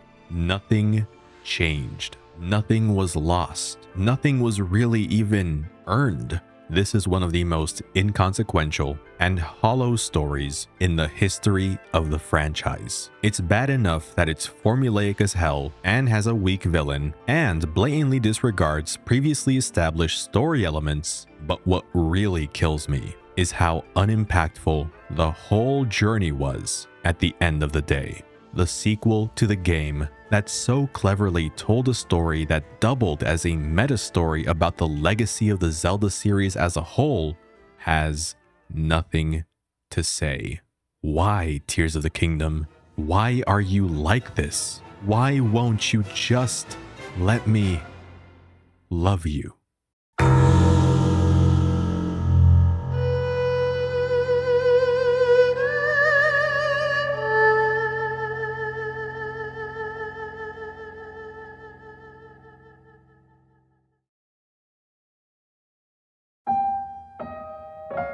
When Breath of the Wild came out, it didn't just feel like a new beginning for Zelda. It felt like a fresh start for Nintendo in general. The Switch and Breath of the Wild were like two kindred souls. Breath of the Wild injected new life into the series, and the Switch did the same for the whole company. Both of them were calculated risks that ended up immensely paying off. Zelda became bigger than it had ever been, and Nintendo successfully dug themselves out of the hellhole that the Wii U put them in. And they've been comfortably flourishing for the past 8 years, thanks to the unprecedented success of their weird little hybrid console. Unfortunately, I believe that comfort has made them obstinate and much less willing to take the same types of risks that they took during the first year of the Switch era. When I look back on this generation, with the obvious exception of 2017, there's a whole lot of evidence that points to that very unambitious mindset that I'm referring to. Dozens upon dozens of ports, overly sanitized system firmware. Are you goddamn kidding me? Underdeveloped and unfinished software releases, and games that expose the inherent stubbornness within the company that, I feel, has negatively impacted many of their creative endeavors in recent years. And don't get me wrong, I really like the Switch, and this generation has had some spectacular high points, but the more I think about it, the more I see the deterioration of that spunky, innovative attitude that characterized the system's first year and even some parts of the Wii U generation. Tears of the Kingdom was the unfortunate culmination of all of this. Instead of taking a risk and using the basis of Breath of the Wild to create something truly new and special, the team opted to make the same game again. And in a cruel twist of fate, they weren't wrong about their choice because it worked. Tears of the Kingdom became the fastest selling game in the franchise's history and is currently sitting at a sum total of 21.5 million units sold. While it didn't sell as many copies as its predecessor, this number is still nothing to scoff at, especially considering the game's heftier MSRP. This is what Nintendo is going to mainly pay attention to. And while I'm sure that several of Tears of the Kingdom's flaws will be automatically solved in the next game by sheer virtue of it being set in a new location, I honestly would not be shocked if it is still structurally similar to Breath of the Wild. I mean, it's pretty much been confirmed, so why wouldn't it be? The Zelda team seems to believe that the Ocarina of Time formula got stale and isn't worth revisiting, but this new era of Zelda somehow already feels more stagnant than the previous one ever did. Breath of the Wild was created to break away from those old design tenets, but it may have just set the series down a path where every new game will just repeat what Breath of the Wild did until the next inevitable crash. If these new games continue to insist that things are fine the way they are, that real innovation and change isn't necessary, then maybe the hope I felt after playing Breath of the Wild was misplaced. I'm more certain than ever that Tears of the Kingdom is my least favorite 3D Zelda, and honestly, one of my least favorite Zelda games, period. And that pains me to say. In spite of everything I said, there is no denying that it looks gorgeous. It is a technical marvel in so many respects. Its music is absolutely sublime. When observing it through a very specific set of lenses, I can see a glimpse of an excellent Zelda game. But when looking at it with my own set of eyes, what I mainly see is a game that is woefully unexciting, frustratingly derivative, and troublingly confused. I wish this could have been a more positive video. I wish this game didn't have so much holding it back from true excellence. I wish I could have resonated with it more. I wish I loved Tears of the Kingdom.